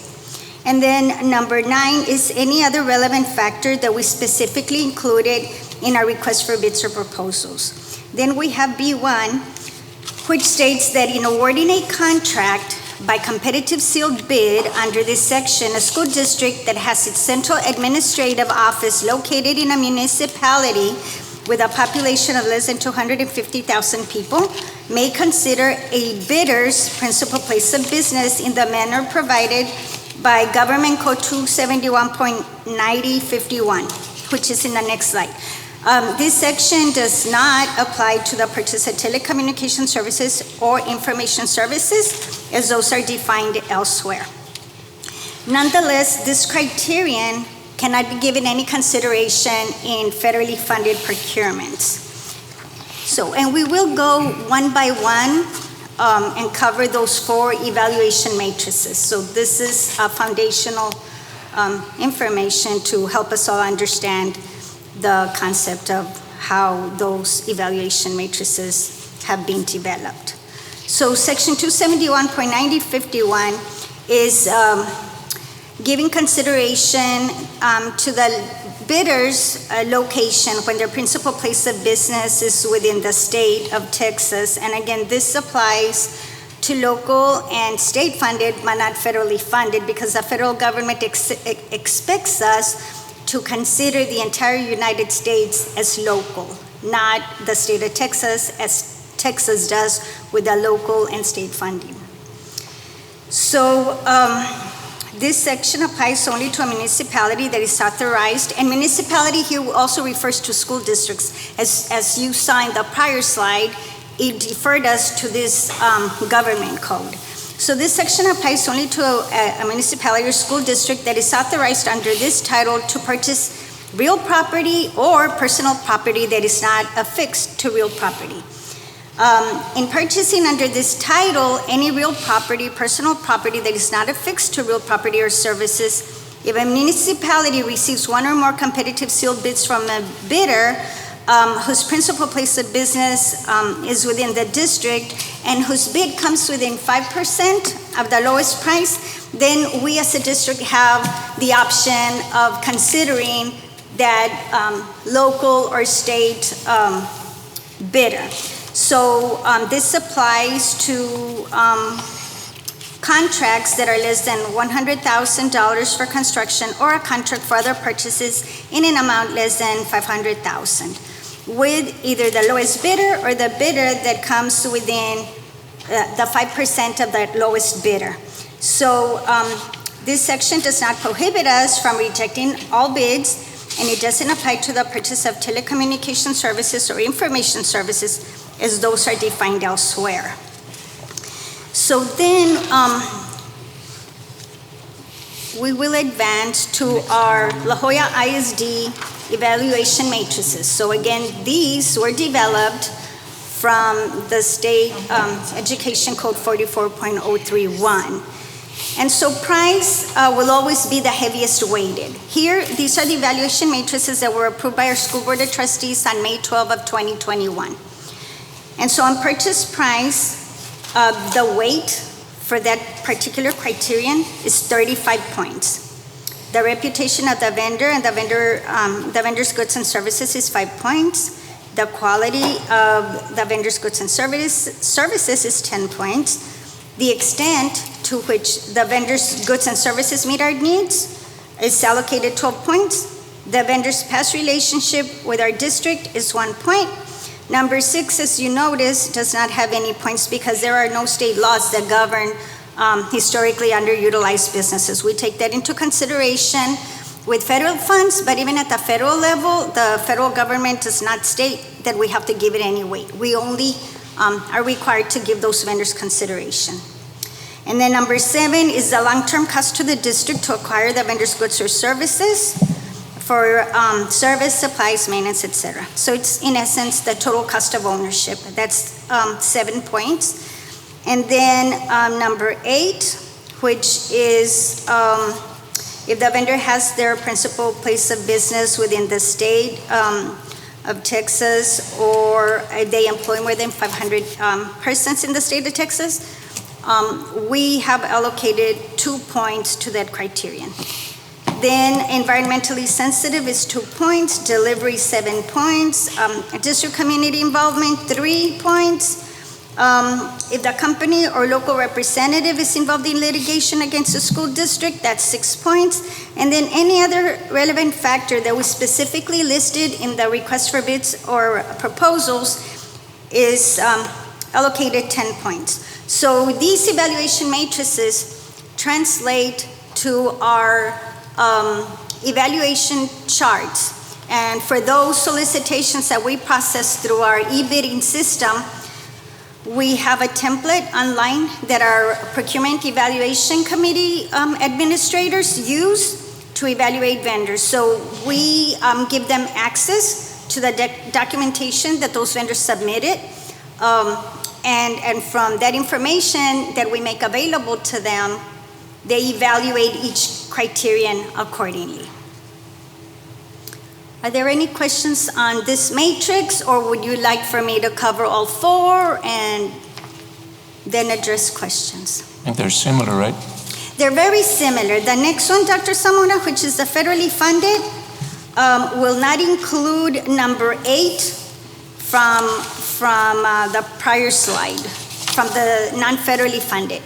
So that's the difference. The federally funded, remember that I said that we could not give special consideration to vendors within the state of Texas or within our school district. At the federal government level, we're not allowed to do that. So that criterion is not included in the federally funded procurement. So, yes, sir.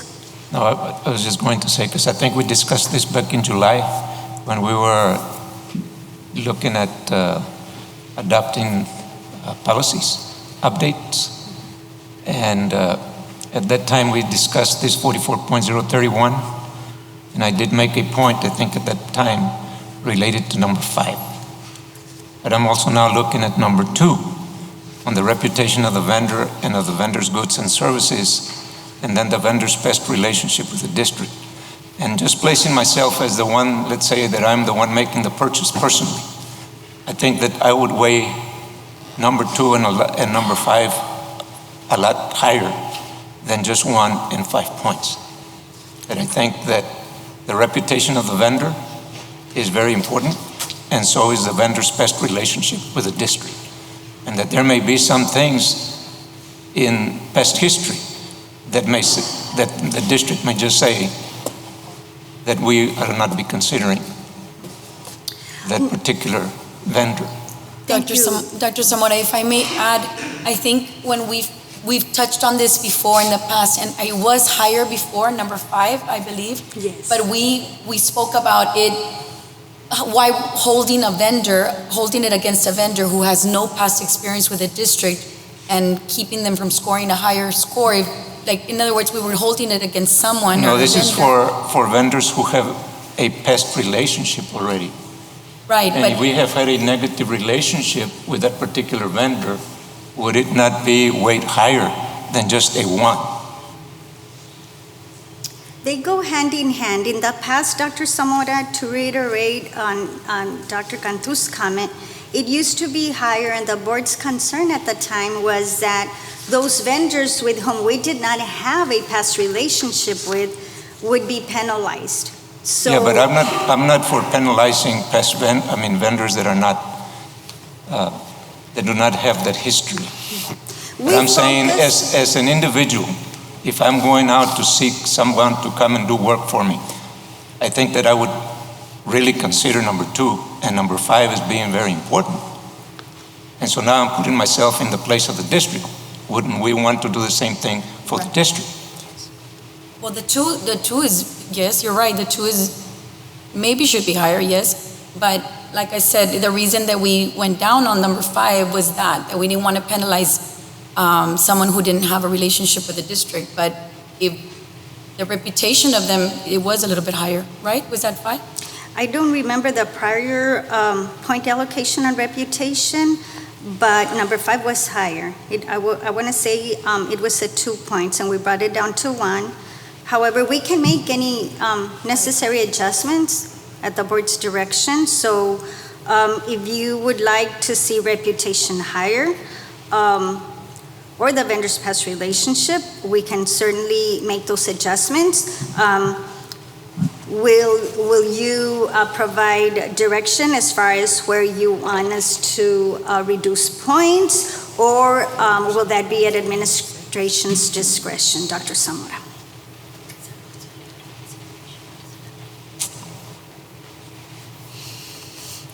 I think that, like, when we look at, I'm just going to consider now what happens when we look at, like, say, performance evaluations. If there are certain things that are committed, that are so serious that they should just not be considered exemplary, that in this case, if there's something that has occurred in the history, then that ought to be a reason for us saying, okay, for that particular vendor, for this particular project or whatever, we might just say, not at this time. Is that possible? Yes, and if you consider criteria number 2, that is specifically addressing the quality of the vendor's goods and services. So number 2 and number 3 go hand in hand. So if we add those points, reputation, we could theoretically say is being allocated 15 points, because if the quality of those vendor services through our past experience or somebody else's when we call to check on references is not favorable, then we have up to 10 points to work with. And so we have the breakdown as far as from 1 to 3 points, 3 to 6 points, 7 to 10 points, etc., in our standardized format for evaluations. So I understand your concern with a vendor's reputation, and I strongly believe that number 3 goes hand in hand with it. So you're adding number 3 now, because I had just mentioned number 2 and number 5. Yes. Okay. So at the board's But I just think discretion, you can- that those are very important points to consider. I think what Dr., I already made you a doctor. I think what Ms. Zapata is saying is that it was brought to us, the board, and this is what we voted on. That's what you're also trying to convey. Well, I'm just communicating that because I was not on that board at the time. Yes. Yeah.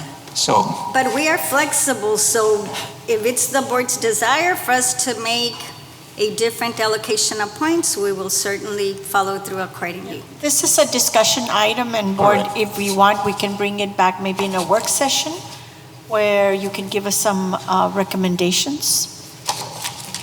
okay, thank you. Yeah. So the next slide, after federally funded procurement, is the evaluation matrix for professional services. And so when we seek professional services, and professional services includes those services such as architects, engineers, attorneys, physicians, certified public accountants, financial consultants. Those types of services we cannot seek through competitive procurement. The state actually prohibits us seeking those services through a competitive procurement method unless they're federally funded. If they are federally funded, then all of them, with the exception of engineers and architects, are subject to the competitive procurement process. And the next slide is construction services. And that is the evaluation matrix that Mr. Ricky Villarreal and Mr. Joe Villarreal use for construction. Are there any other questions?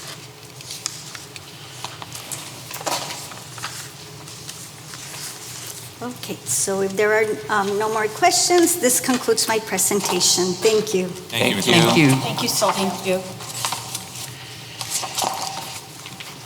We'll move on to next item, item number 9, and that's consent agenda. Anyone wanting to pull anything out of consent agenda? If no one wants to pull out, do I have a motion to approve consent agenda as presented? So moved. Motion has been made by Mr. Luna. Do I have a second? Second? Ms. Ochoa, second that motion. All those in favor of approving consent agenda as presented, say aye. Aye. Aye. Motion carries.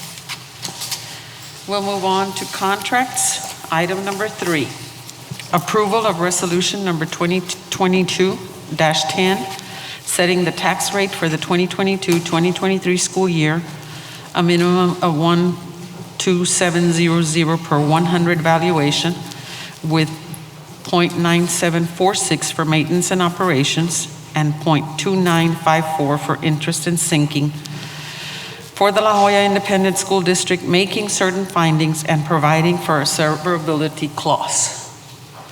Do I have a motion? I move that the Board of Trustees adopt the resolution as presented, and I further move that the property tax rate be increased by the adoption of a tax rate of 1.2700, which is effectively a 13.72% increase in the tax rate. Motion has been made. Do I have a second? I'll second that motion. All those in favor say aye. Aye. Aye. Those opposed? Motion Aye. carries. May I make a point on that? Because we did have a Nay. nay here. But I think that for clarification purposes, that 13%, that increase here is not equivalent but to 0.0038 cents. And that the reason for the percentage being where it is because the yield of that particular tax rate is increasing the amount of revenues that the district would get. with the tax rate that has been set. Because our property taxes went up. And that is because property values went up, and thus the revenues with that tax rate, which is very similar to prior years, are the same. So that's just for clarification, because I know that it might have seemed like there's this 13% tax rate increase, and that is not so. For me, it's still a nay. I Yes, appreciate sir. it. Thank you. The vote was already taken, so thank you, sir. Thank you, Dr. Zamora. Any other comments or questions? If not, we'll move to number 4, approval of contract between Hidalgo County Elections Administrator Hilda Salinas on behalf of Hidalgo County and La Joya ISD for the general and special school board elections to be held on November 8th, 2022.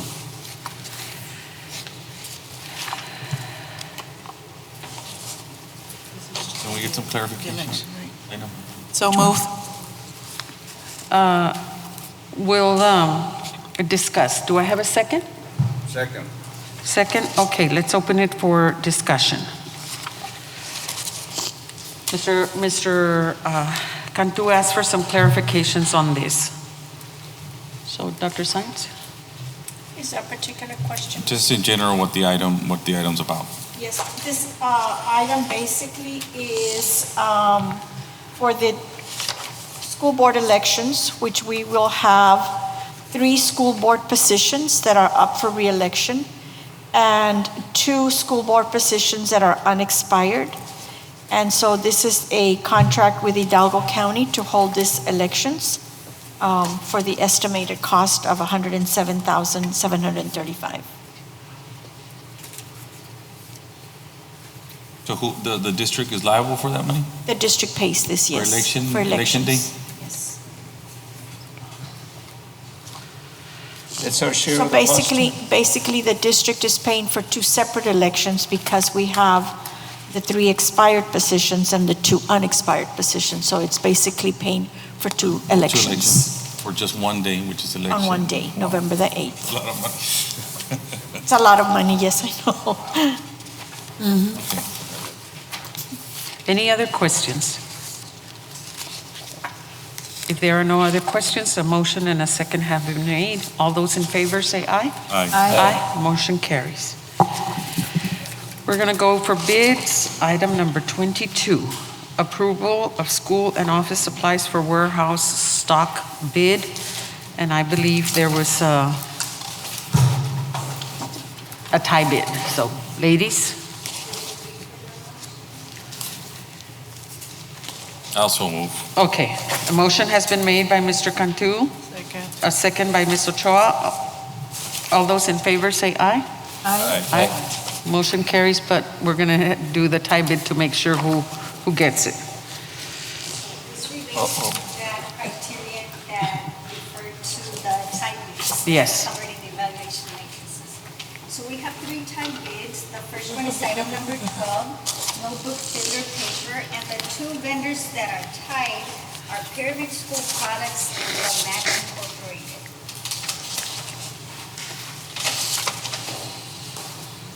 So, who would you like, will you draw? It's okay.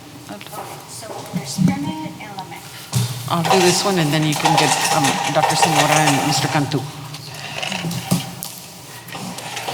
Pyramid School Products. Pyramid School Products. That's item number 12.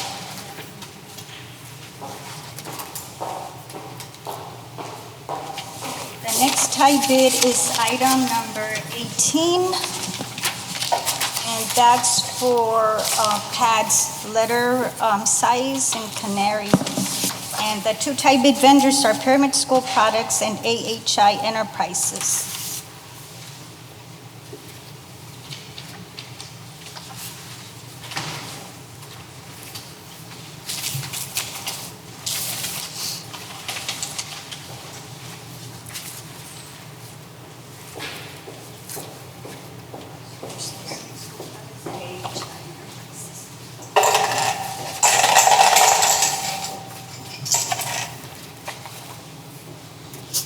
and the winning bidder is Pyramid School Products.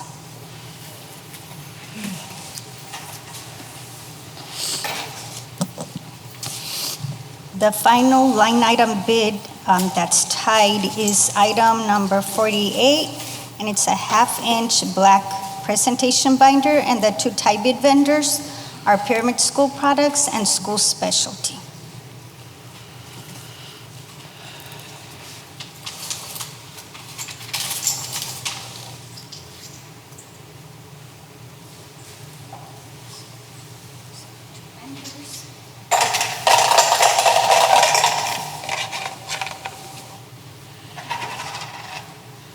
And the winning bidder is Pyramid School Products. You got all three? Three. Thank you, ladies. Thank you. Motion has been made, approved, and the tie bids have been taken care of. Let's move to business and finance. Item number 5, discussion and possible action on ranking of competitive seal proposals for La Jolla ISD ESSER funds, Canopy Structures Phase 2, Isaguirre Engineering LLC, found on page 518.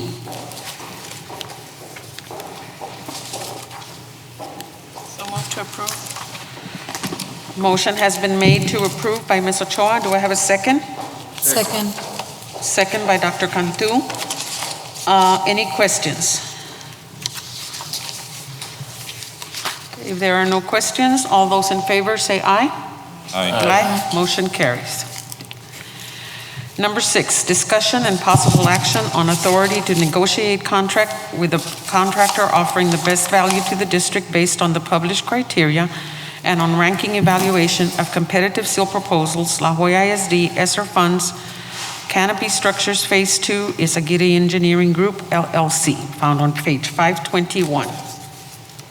So moved. Motion has been made. Do we have a second? Second. Motion has been made by Ms. Ochoa, second by Dr. Zamora. All those in favor say aye. Aye. Aye. Motion carries. Number 7, discussion and possible action on ranking competitive seal proposals for La Jolla ISD, ESSER funds, Canopy Structures Phase 3, Hinojosa Engineering Incorporated, found on page 524. So moved. Motion has been made by Mr. Cantu. Do I have a second? Second. Second by Mr. Luna. All those in favor say aye. Aye. Aye. Motion carries. Number 8, discussion and possible action on authority to negotiate contract with contractor offering best value to the school district based on the published criteria and on ranking evaluation of competitive seal proposals, La Jolla ISD, ESSER funds, Canopy Structures, Phase 3, Hinojosa Engineering Incorporated. Found on page 527. Motion has been made by Ms. Ochoa. All those, a second. I'll take Mr. Luna's second. Motion. Mr. Villarreal, real quick, just thumbs up or down. We're moving forward, right? Awesome, thank you. This is good. This is good. Motion was made by Ms. Ochoa, second by Mr. Luna. All those in favor say aye. Aye. Aye. Motion carries. Number 9, discussion and possible action of competitive seal proposals for La Jolla ISD, ESSER funds, EB Reina and Escandón Elementary Schools, HVAC upgrades, DBR Incorporated Engineering, found on page 530. So moved. Motion has been made by Ms. Ochoa. Do I have a second? Second. Second by Mr. Luna. All those in favor say aye. Aye. Aye. Motion carries. Number 10, discussion and possible action on authority to negotiate contract with contractor offering best value to the school district based on the published criteria and on ranking evaluation of competitive seal proposals, La Jolla ISD, ESSER funds, EB Reina Elementary and Escandón Elementary Schools, HVAC upgrades, DBR Incorporated So move for Engineering. Motion has been made by Mr. Luna, second by Ms. Ochoa. All those in favor say aye. Aye. Aye. Motion carries. Number 11, approval to rescind previous board action taken on August 10th for La Jolla ISD, ESSER funds, Chavez and Memorial Middle, HVAC upgrades, and approved to negotiate with second highest bidder. Motion has been made. Do I have a second? Second. Second by Dr. Cantu. Are there any questions?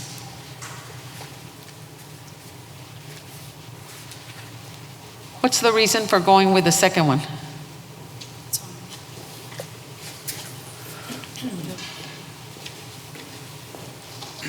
Good evening. Dr. Benavides, so during the negotiations process, this particular company, Holtamont, did not bring up any escalation clause that they wanted to add during the contract phase. So during the contract phase, they wanted to add an escalation clause that would allow them to increase the price depending on how the prices are with supplies and material, up to 8%. So if you look at the total value of the contract, that's upwards of about $500,000 that they would be able to increase. So that's why we're trying to rescind that action and try to negotiate with the second highest bidder. And we already made contact with Holtamont.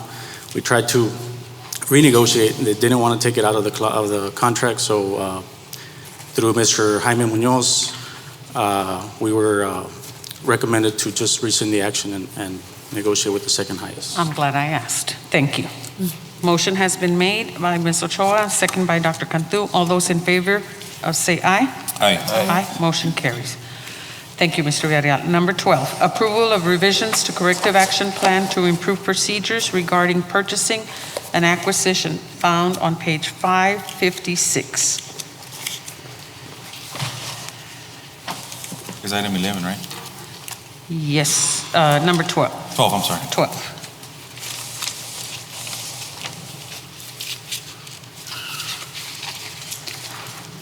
Also move. This is the one that we had talked about, that we Yes. needed to make a Yeah. change Yeah, because the of one- the so. delay. Missing the amount. Yes, the delay of the teachers not getting their materials. So move. Yes. Motion has been made by Mr. Cantu. I'll second the motion. Second by Dr. Zamora. All those in favor say aye. Aye. Aye. Motion carries. Number 13, approval of Texas Association of School Board online learning courses for school board members to attain through webinars, 576. Second. Motion has been made by Ms. Ochoa and second by Mr. Cantu. All those in favor say aye. Aye. Aye. Motion carries. Number 14, retirement of K-9 Zelly, found on page 577. Oh, second. Motion has been made by Ms. Ochoa, second by Dr. Cantu. All those in favor say aye. Aye. Should Motion. have brought her in, Chief. Well, Happy retirement. She's very sick.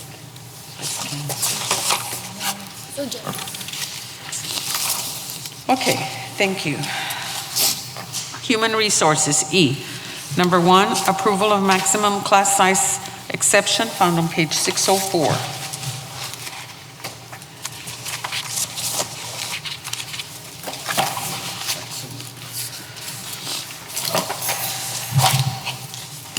Do I have a motion?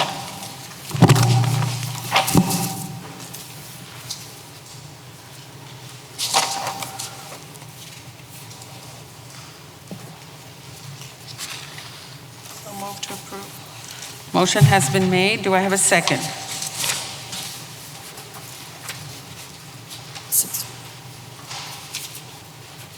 I'll second that. All those in favor say aye. Aye. Aye. nay.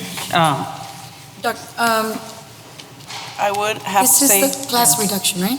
Well, I will have to say that, yeah, it's for a waiver. Even though we're accepting this waiver, I would still like to see small group settings for Well- great achievement to take place. We still have teaching positions posted, and we're trying to find as many teachers as we can so that we can continue to reduce the class size on some of these. We have transferred some of our virtual academy teachers to some of these positions, so we are currently at less than 33 classrooms. However, when this was done, we were at 33 classrooms that were over the student-teacher ratio, and the number currently is 26. And so we will continue to work on that. Like I said, we have teacher postings, and we are clearing them and interviewing. We do not have very many applicants, however, but we will continue to work on it. My concern here is just that if you look at, I mean, I know it was pre-K through fourth. I don't know what the numbers are, like fifth or sixth, but all of the classrooms that are affected by this are the early childhood. They're all pre-K and they're all kinder. And we go back to saying we believe in that strong foundation and being past kinder teacher. And I know, SB herself has been in the classroom. One child makes a difference, and we have several in their pre-K, kinder, all of them, almost, if not maybe just 2 first grade classrooms, all of them are affected. They're all being affected. All the ones being affected are early childhood classrooms. So that's my concern there. Yes, where we had the greatest growth was in our 3, 4, and 5-year-olds, and so that's why you see that reflected here. We will continue to keep the postings and continue to recruit teachers. And Seguin Elementary. That is where we have the greatest need. What was your question, Ms. Cantu? No, I said, pointing out Seguin Elementary, for example, which we know is one of our schools with the greatest need, and that one has 4 classrooms. Can we put in a assistant? I was going to ask, is any accommodations for these classrooms? Is somebody going to help meanwhile, or? They have an instructional assistant, and the early childhood grades have an instructional assistant. The pre-K 3 and the pre-K 4?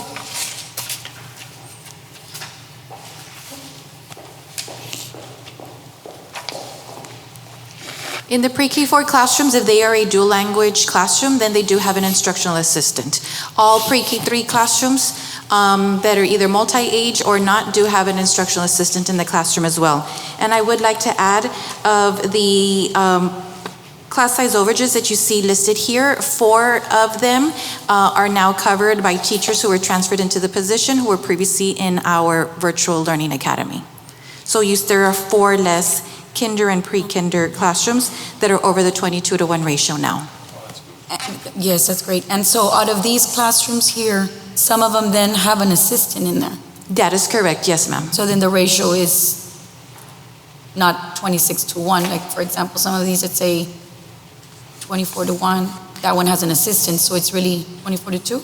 To 2, yeah. Yes, but the state of Texas does ask that we submit the waiver. This is something that is submitted on a yearly basis that we report to the state to make them aware of the number of classrooms that are over the 22-to-1 in pre-K through 4th grade. Because it's only counting the certified teacher? Correct, yes, ma'am. Okay. Thank you. Number 2, approval to revise the part-time instructional tutor position compensation plan found on page 607. A motion has been made by Ms. Ochoa. Do I have a second? Second. Second by Mr. Luna. All those in favor say aye. Aye. Aye. Motion carries. Just one question real quick Yes, on this sir. one. These are just our employees, right? Nobody from the outside with a bachelor's can come in and do tutoring? Yes, really? we are Oh, looking wow. for instructional tutors. And so with this approval, anyone that's not an employee, but someone, maybe a retired teacher, a teacher that is just not working full-time, for example, a degreed teacher that would want to come and tutor our kids, we will be paying $50 an hour. Anyone with a bachelor's degree, we will be paying $40 to tutor our students. And anyone with an associate's degree, we will be paying $25 per hour to come and tutor our students. That's good information for everybody to know. I would Yes. like to tutor. Dr. Science, our teachers who are tutoring then would make at least $50 an hour. Our correct? teachers that are tutoring are earning $50 an hour. Okay. Our Would current teachers teachers. not earn more Yes. than that? They're already working. This right here is for new people that Right, are I'm not just our thinking teachers that- that would want to come and tutor our I'm students. just thinking that maybe those teachers that have been working all day and then having to stay an extra hour would be making more than just $50. Because otherwise they're going to be making the same. Yes, we've just increased that for our teachers from $35 to $50. Yeah, So but that's a now new it's adjustment that equivalent we to made. those who are not To- in the yes. district. Yeah. And also equivalent to the ACE, because the ACE were making more than our teachers, right? Were they? Okay. So this year But they're I going was thinking that our teachers would make at least a little bit above what others coming in would be making. Since they're already with us, and they've been there all day long.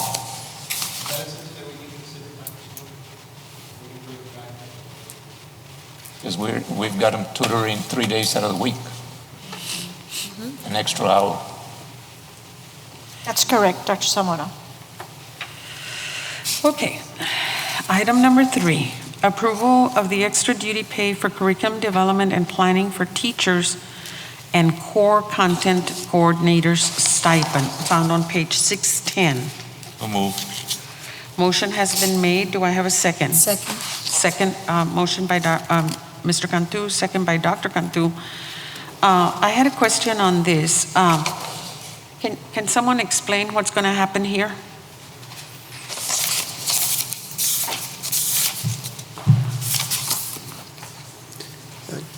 Good evening. For this one, Dr. Benavides, administration is asking for approval so that we can compensate teachers and content coordinators to get together and plan, revise our curriculum, plan engaging lessons to mitigate learning loss. This would be done after hours or on weekends. So going back to what Dr. Zamora was saying, they're exhausted. I can speak as a past coordinator. Exhaustion at its best. Now, this is not a required activity. This is in the event that they were to be able to get together to plan, that is when they would be compensated. In the past, they have been doing this on their own time without compensation, right? Because our teachers are very committed, our content coordinators recognize the importance of planning with our teachers and developing and modifying the curriculum. This motion would allow us to compensate them when they do get together to plan. So what if one individual doesn't want to work? It is not a requirement. It will not be frowned upon? No, it's not required, it's not mandatory. It's to compensate those occasions where they do get together to plan and create and revise the curriculum. And if I'm a teacher and I don't have, who's going to be guiding these teachers? The plan is for them to meet with their content coordinators again because they want to look at the curriculum, look at the data, look at the curriculum, look at what revisions can be made. If the content coordinator assigned to them is not able to meet, we will be looking at our executive directors to meet with them. Again, just to give them that guidance. Very similar to the PLC process that goes on a daily basis. And what is the stipend for the core content coordinators? The compensation is $50, Dr. Benavides, for the teachers and the administrator or the designee that meets with them to plan. Okay. And again, it's with no punishment for those coordinators that are not able to do it? No, there's no obligation for them to do so. This is in the event that they do get together to plan. Okay. Thank you. Yes, ma'am. Any other questions? If not, all those in favor say aye. Aye. Aye. Motion carries. Number 4, approval of elementary part-time counselors to meet the mental health of our students. So moved. Second. Motion has been made by Mr. Cantu, second by Ms. Ochoa. All those in favor say aye. Aye. Motion carries. This is wonderful because I know our kids need a lot of support. So it's very good. Okie dokie. Well, we're going to go into executive session at 8:19 under Government Code Section 551.074, 551.071, and 551.072 at 8:19. We're back from executive session at 9:12. Under personnel, number 1, employment of professional personnel. Do I have a motion? So moved. Motion has been made and a second from Mr. Cantu. All those in favor say aye. Aye. Motion carried. Number 2, employment of classified personnel. 2 and 3, I make a motion to approve. Items number 2 and 3. Do I have a second? Second. Second by Dr. Cantu. All those in favor say aye. Aye. Aye. Motion carries. Item number 4. Madam Board President, it's the advice of council that the board take no action on this item at this time.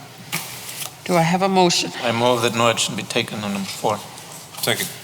Motion by Dr. Zamora, second by Mr. Cantu. All those in favor say aye. Aye. Motion passes.